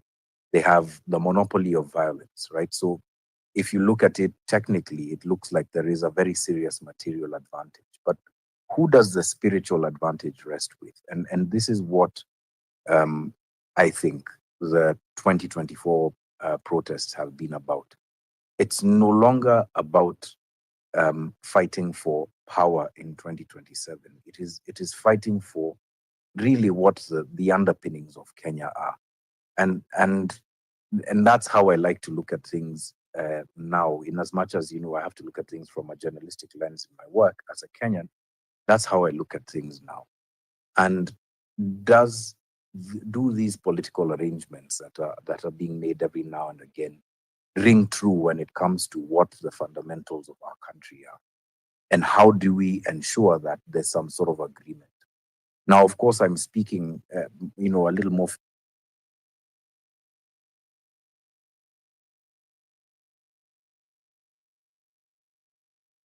Did we lose him? I think so. Yes, we can't hear you. We can't hear him. Okay, let me text him and tell him that we lose him. John Alan, can you try again? Okay. And I just tweeted that we are finalizing despite the disturbance. I think I needed to have knocked on the wood. Let me just text him. As I do that, Chacha, take a go as the final speaker, then we bring him on board and then we close. Chacha? Thank you very much, and thank you for this space. It really helps us canvass some of the issues. Generally speaking, I think we give politicians a lot of credit, more than they deserve. I think by nature, especially in the local context, they're very diabolical. But in real politics, to be honest, any political party, in the final analysis, they intend to form government or an opposition, either through a coalition or as a singular party. So to even think that ODM, or even if it's NASA, really cares about the well-being of the public, it's to overstretch our imagination. There is a game theory called the werewolf game. I don't know whether anyone has ever heard about it. It was developed by some Russian student. In his thesis, he argues that a minority who have information, they're likely to win in a battle where majority do not have enough information. Now, I think politicians in Kenya have decided to work in concert so that they can always remain relevant and also capture power and stay in power. And there is someone who said something rather profound in this conversation, that we are in a perennial politicking mood from the time we go into elections to the time we go into elections. I think we are more politicking than any other country in the region. As to whether that's because we are more heavily involved politically or is because it's the nature of the society, it's a different discussion altogether. My worry is, I am now 40.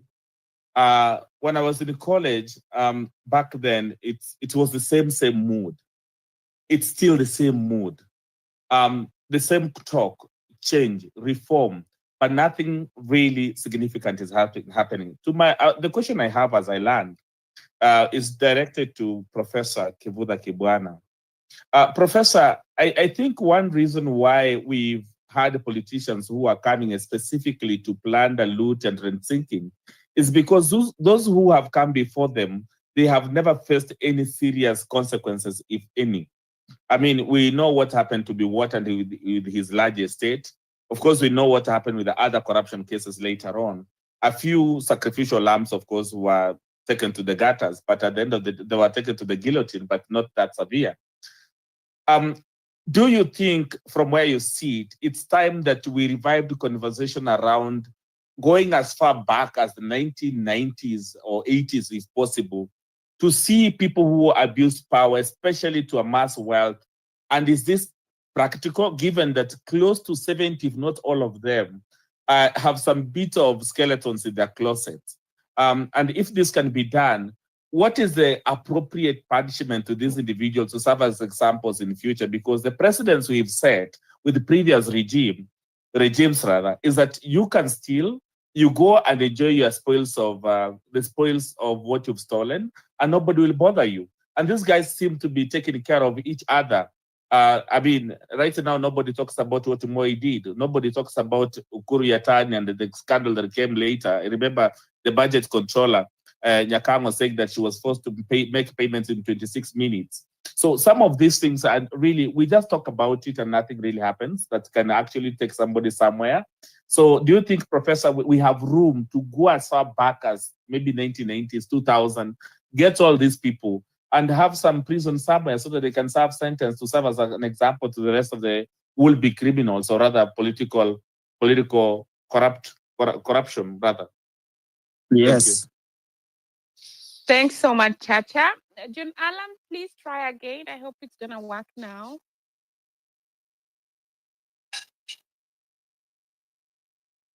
Can you hear me? Can anyone hear him? No, his mic is still muted.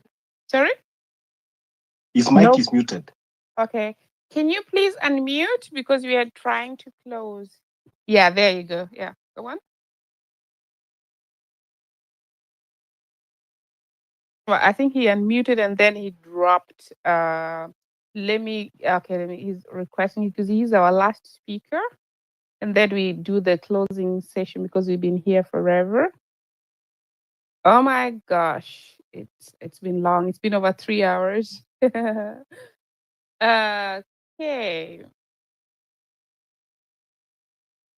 Good. I see it connecting. I hope you're not gonna drop. But as we do that, as he's trying to connect, I think he's just gonna let us know as soon as he's able to. Can we please have, it would have been nice to combine the closing remarks. Can we please have the first closing remark from Honorable Robert Kigama and then Professor?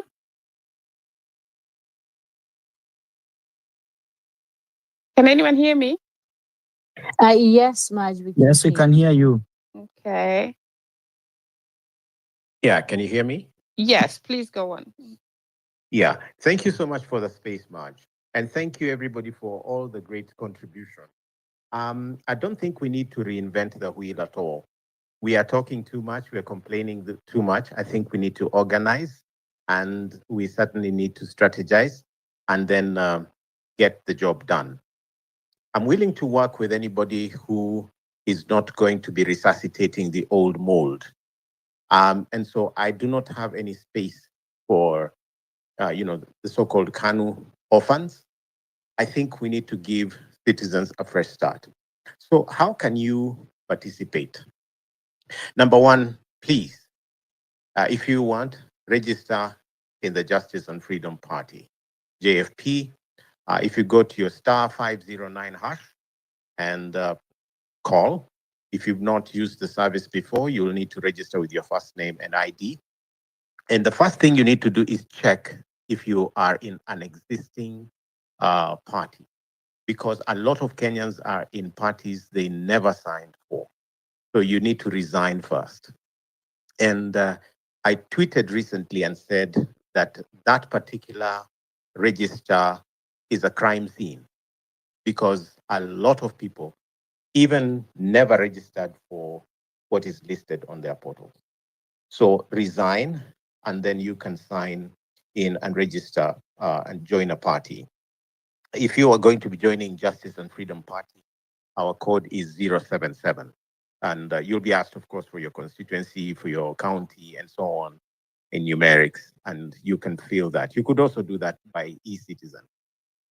Now, secondly, if you want to run in Justice and Freedom Party, we are emphasizing character.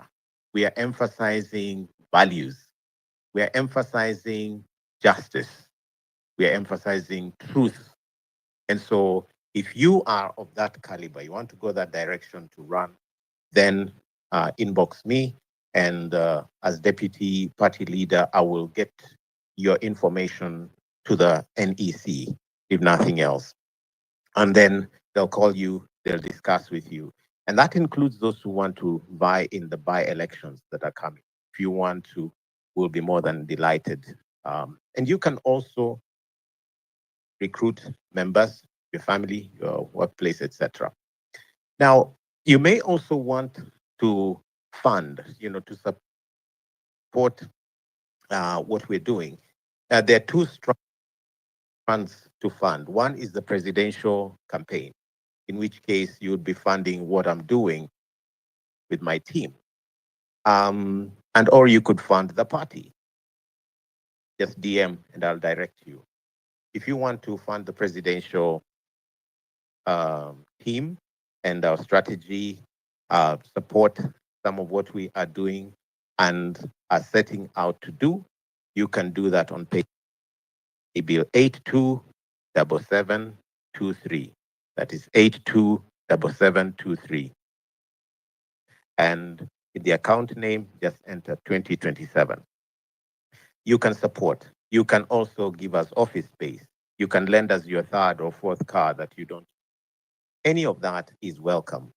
But most importantly, a lot of you professionals can lend us assistance in the way of policy. You can help us by way of strategy. We'll, of course, vet you to be sure that you are not a part of status quo. But we are open to receive supportive direction, even from the diaspora. We have a very robust diaspora policy. And we have a shadow government in hiding. We do have our education policy almost done, like I said. We know that we could offer free education from primary to undergrad with just above 300 billion. Right now, they're spending like 652 plus, and it's not free. We know we can do that. So we worked out the figures and we continue to work out how to fix the economy, etc. When we have another space, I'll be able to share details.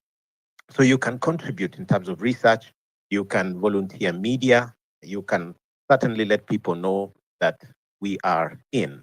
There is a way out.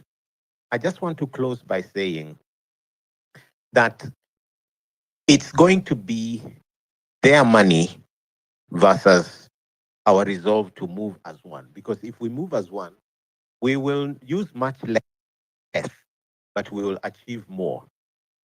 In fact, if you are a Gen Z that wants to run, certainly besides just running around, we are prepared to train you, prepare you for what it takes to run as an MCA, women rep, MP, governor, senator, whatever, because we have mentors that can help you with that. And so DM, call, visit, whatever. And for those of you in the diaspora, I'll be coming around. So just stay in touch, and we'll be able to have chai and talk about the agenda of the nation. So yes, like I said in closing, now Deputy Party Leader, Justice and Freedom Party, awaiting the National Delegates Conference that will then decide, am I the flag bearer or not?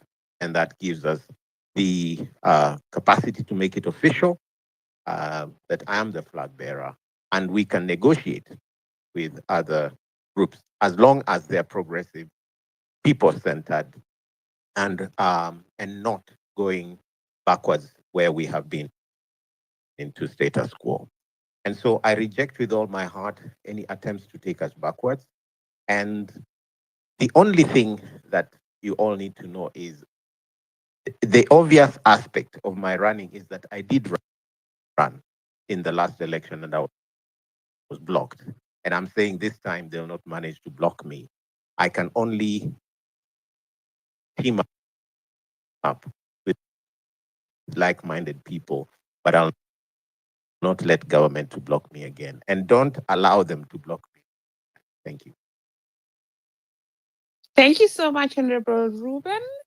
And I would like to also put it out there that it's not a paid advert for his of their party. It is his working for him. It is his spending time with us, sparing the time, working for the nation. That is just organic support. And we would love to support other people out there who want to change the republic.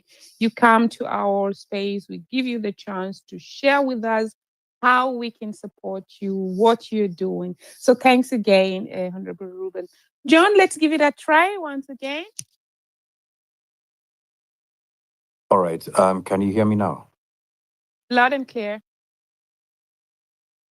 All right. So I was saying, at the risk of repeating what's been said as I joined the space late, I'll just try and chime in and and make my comments quick. I hope you can still hear me. When I look at the National Accord from 2008, the handshakes that yielded BBI in 2018, and now the NADCO report, what I find is that the themes are incredibly similar, but every time they become less and less ambitious. So 2008 gave us a constitution. 2018 gave us BBI, which was another attempt to change the constitution. Whatever your opinions about whether it needed changing or not, it was less ambitious. And now NADCO is purely, just about keeping things afloat. It would appear. And, to quote Dr. Wandi and Joya, what seems to have happened, almost completely now is that the language of reform has been captured by a specific subset of the political class. And what must be of is what fight or what debate, what's we are in. So I think a lot of people thinking about 20, but I'd invite people to a lot better that what kind of country are we going to have over next years, kind of work to go with, so that we can build a country will never that we are once again in the games and of a political class that doesn't seem very interested in the welfare of the public. And so to put in, other words, what Ruben Kigame was saying, what seems to happen is that they have a material advantage in the levers of the state, the monopoly of violence, even in the megaphones that they're able to use. and their ability to capture certain voices. But what is the spiritual advantage that the public have?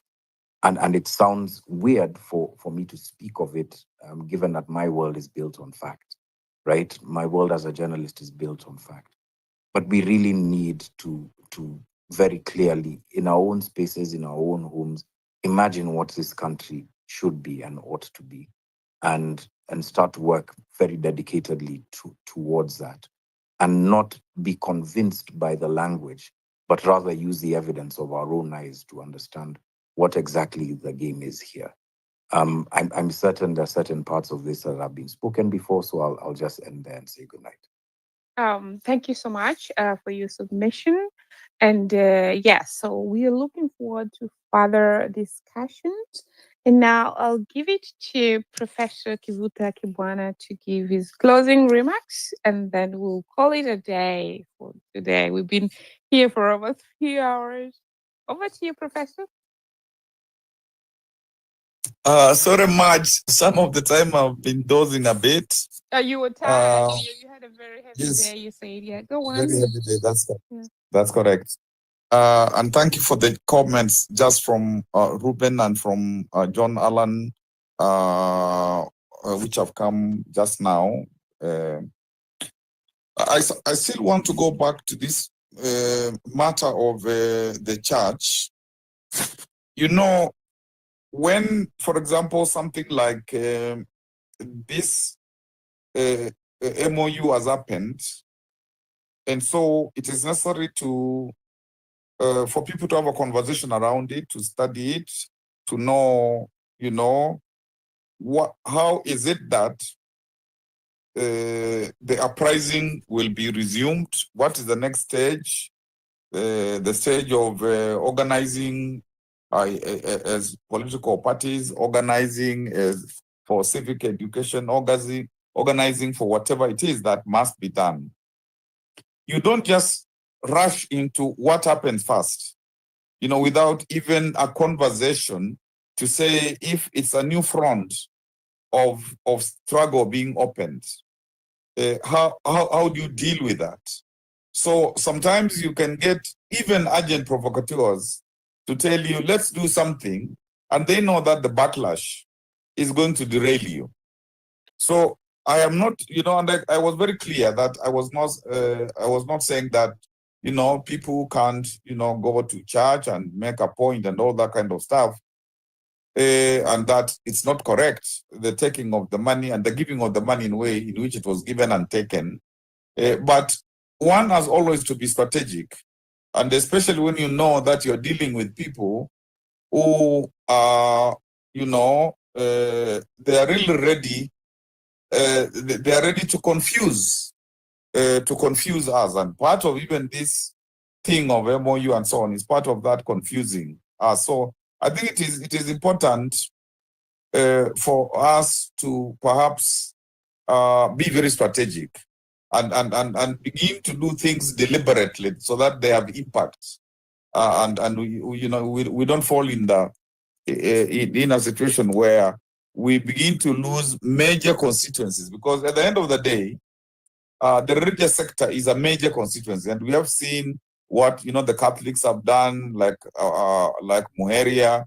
We have seen. So if you want to maintain such stakeholders, such partners, and so on, then you have to be careful what kind of messages you send vis-a-vis, the church. Actually, under normal circumstances, you would even get audience with some of those ones who have said money should not be taken, and get them to also share with you, how do you think you need to approach this matter? So it's a question of caution, and I'm not saying that people should not do what they think they must do, but always to ask, how is it going to impact on the struggle ahead, which is not an easy struggle.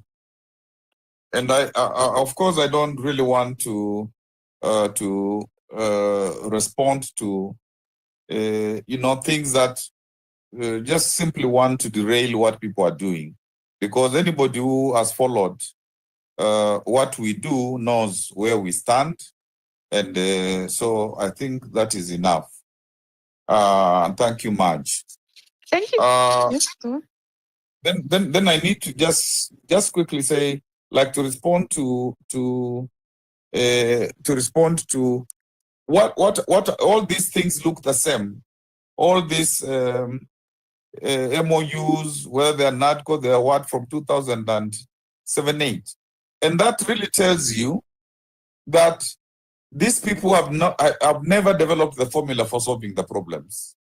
And the problems have to do with actually very fundamentally saying that the institutions that we have from colonialism and up to now, and the cultures that are there and the people who are there are not able to sort out the problem. And so every time that they're in a fix, they come up with, it's almost like those things that are done by people who are doing magic for children. They think that, you do something and the children, think that there's a solution or something funny has happened. So I think it says that actually they don't have a solution. And therefore, you see, like now, the solution is, let us have a prime minister, let us have deputies, let us have an official opposition, so that maybe if they share power, then they will not fight against each other, and they will not instigate us to fight, or the people to fight each other on negative ethnicity. And that is why, therefore, I think what I think it was Chacha, it was Ruben, and also Alan and many people, this thing of Raila going around to consort, of course he knew the decision he was going to take. But you see, when he uses, and I would imagine, his state funds to go all over the country, that is campaigning already. That is beginning to ask himself, my support from the cause, is it still there? Has it been damaged? What can I repair? And all that kind of stuff. So we have to recognize that these guys are doing their work. They are not sleeping. And if we underestimate them, it is to our, it is very dangerous, actually. And in actual fact, a time can be reached when even the people who are pro-people are struggling, become sitting duck, because they have been overwhelmed by these guys who confuse the citizenry. So for me, if maybe by June, those who are really for the people, those who really, want different, if they're not kind of, well, I would not use the word forced, but if the Gen Zs don't say that, we have this movement, and this movement is about, it is defined, and some of it is from what Gen Zs actually had before, transparency and government works, rule of law, all those, and they had points. I don't have that document now. They had points about what is it that, they were asking for. So you have that agenda. That agenda is taken to the people. And there's a movement around it. And there's civic education or political education around it. And then you have, therefore, people who are, some political parties which are like-minded, like what Ruben is doing. And I have a lot of respect for Ruben, because one thing you can't take away from him is his ethical standing. Watch even the church aspect, but just as a person, that's something, having followed him closely, that is something you cannot take away, from him. And sometimes it's when we say that, we mean it. So, and I'm not saying that there aren't other leaders of that stature. So, and so we look at these political parties and these people. And then, we say, what other formations? And that is why I'm saying, let us be careful with the religious sector, because ultimately that will be a partner, a friend. Then you look at civil society. Then you look at the social justice centers. You look at, so there's that big movement. And then there are the political parties, which will again come together and make a coalition of the political parties within the movement.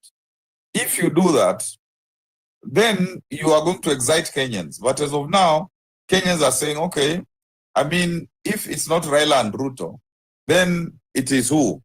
They're asking that question. They have not settled on it, but they are going to settle on it. And most probably when the people who are saying they are progressive, they dilly-dally, then Kenyans will say, oh, these guys are, you know, they are not up to the game. But I hope that things will move faster than they have been moving. I hope so. And I would, you know, say if that happens, that will be a good thing. And thank you, Marge. Thank you, Diaspora Network, for really bringing us together and for us to talk about this, and even for Alan. And I think this is something that we need to study, as the way he has sketched it, to see the difference of all those, you know, MOUs, whatever it is, and many of the things these guys are asking for.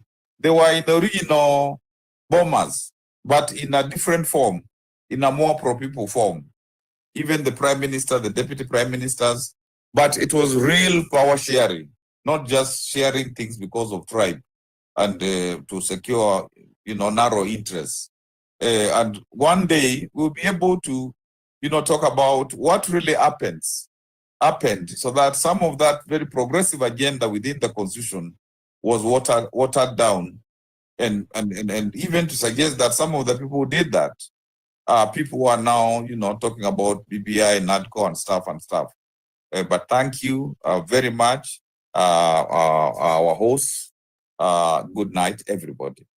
Thank you so much, Professor, and thanks to every speaker who's spoken tonight, and also to the listeners. I'm going to be very brief because, as I said, we've taken over 3 hours. Just want to underline that what is currently happening in the country is really taking the democracy many years behind. We cannot have a situation whereby people are voting, and then after that, we're going to have handshakes after handshakes. So the real question is, why do we then go to vote? So once a president is given a mandate to lead the country, they should be able to use their manifesto to do that. Any other thing is a shortcut that's really just, not good for the East African region, because we need to always remember that Kenya is not only for Kenyans, but for the longest period, it has been a safe haven also for the East African community and for other countries. So it's a huge responsibility that we take there. And we have been, even when you ask other people the things that are happening in Kenya, they say that this is very progressive. So why are we risking? Why are we looking away? Because if people can just handshake, if people can just write documents, then why do we vote? I ask again. So really, let's reflect on that.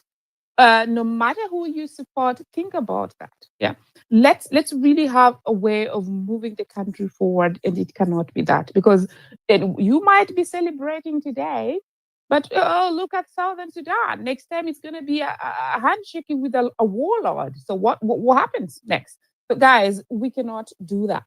Another aspect I wanted to really just underline is that we should try to really look at the multiple roles we as persons also have.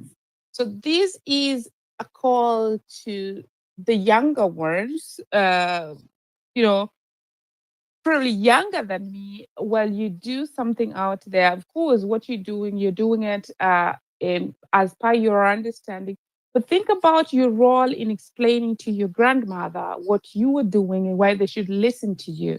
And when you think about that, and also, you have your way of doing it, but if you really combine it with how your grandmother in the village would understand what you're doing, I think it really brings people together. So do not underestimate the power of religion and the church. And that is why the big guys setting you up, they're actually setting you up.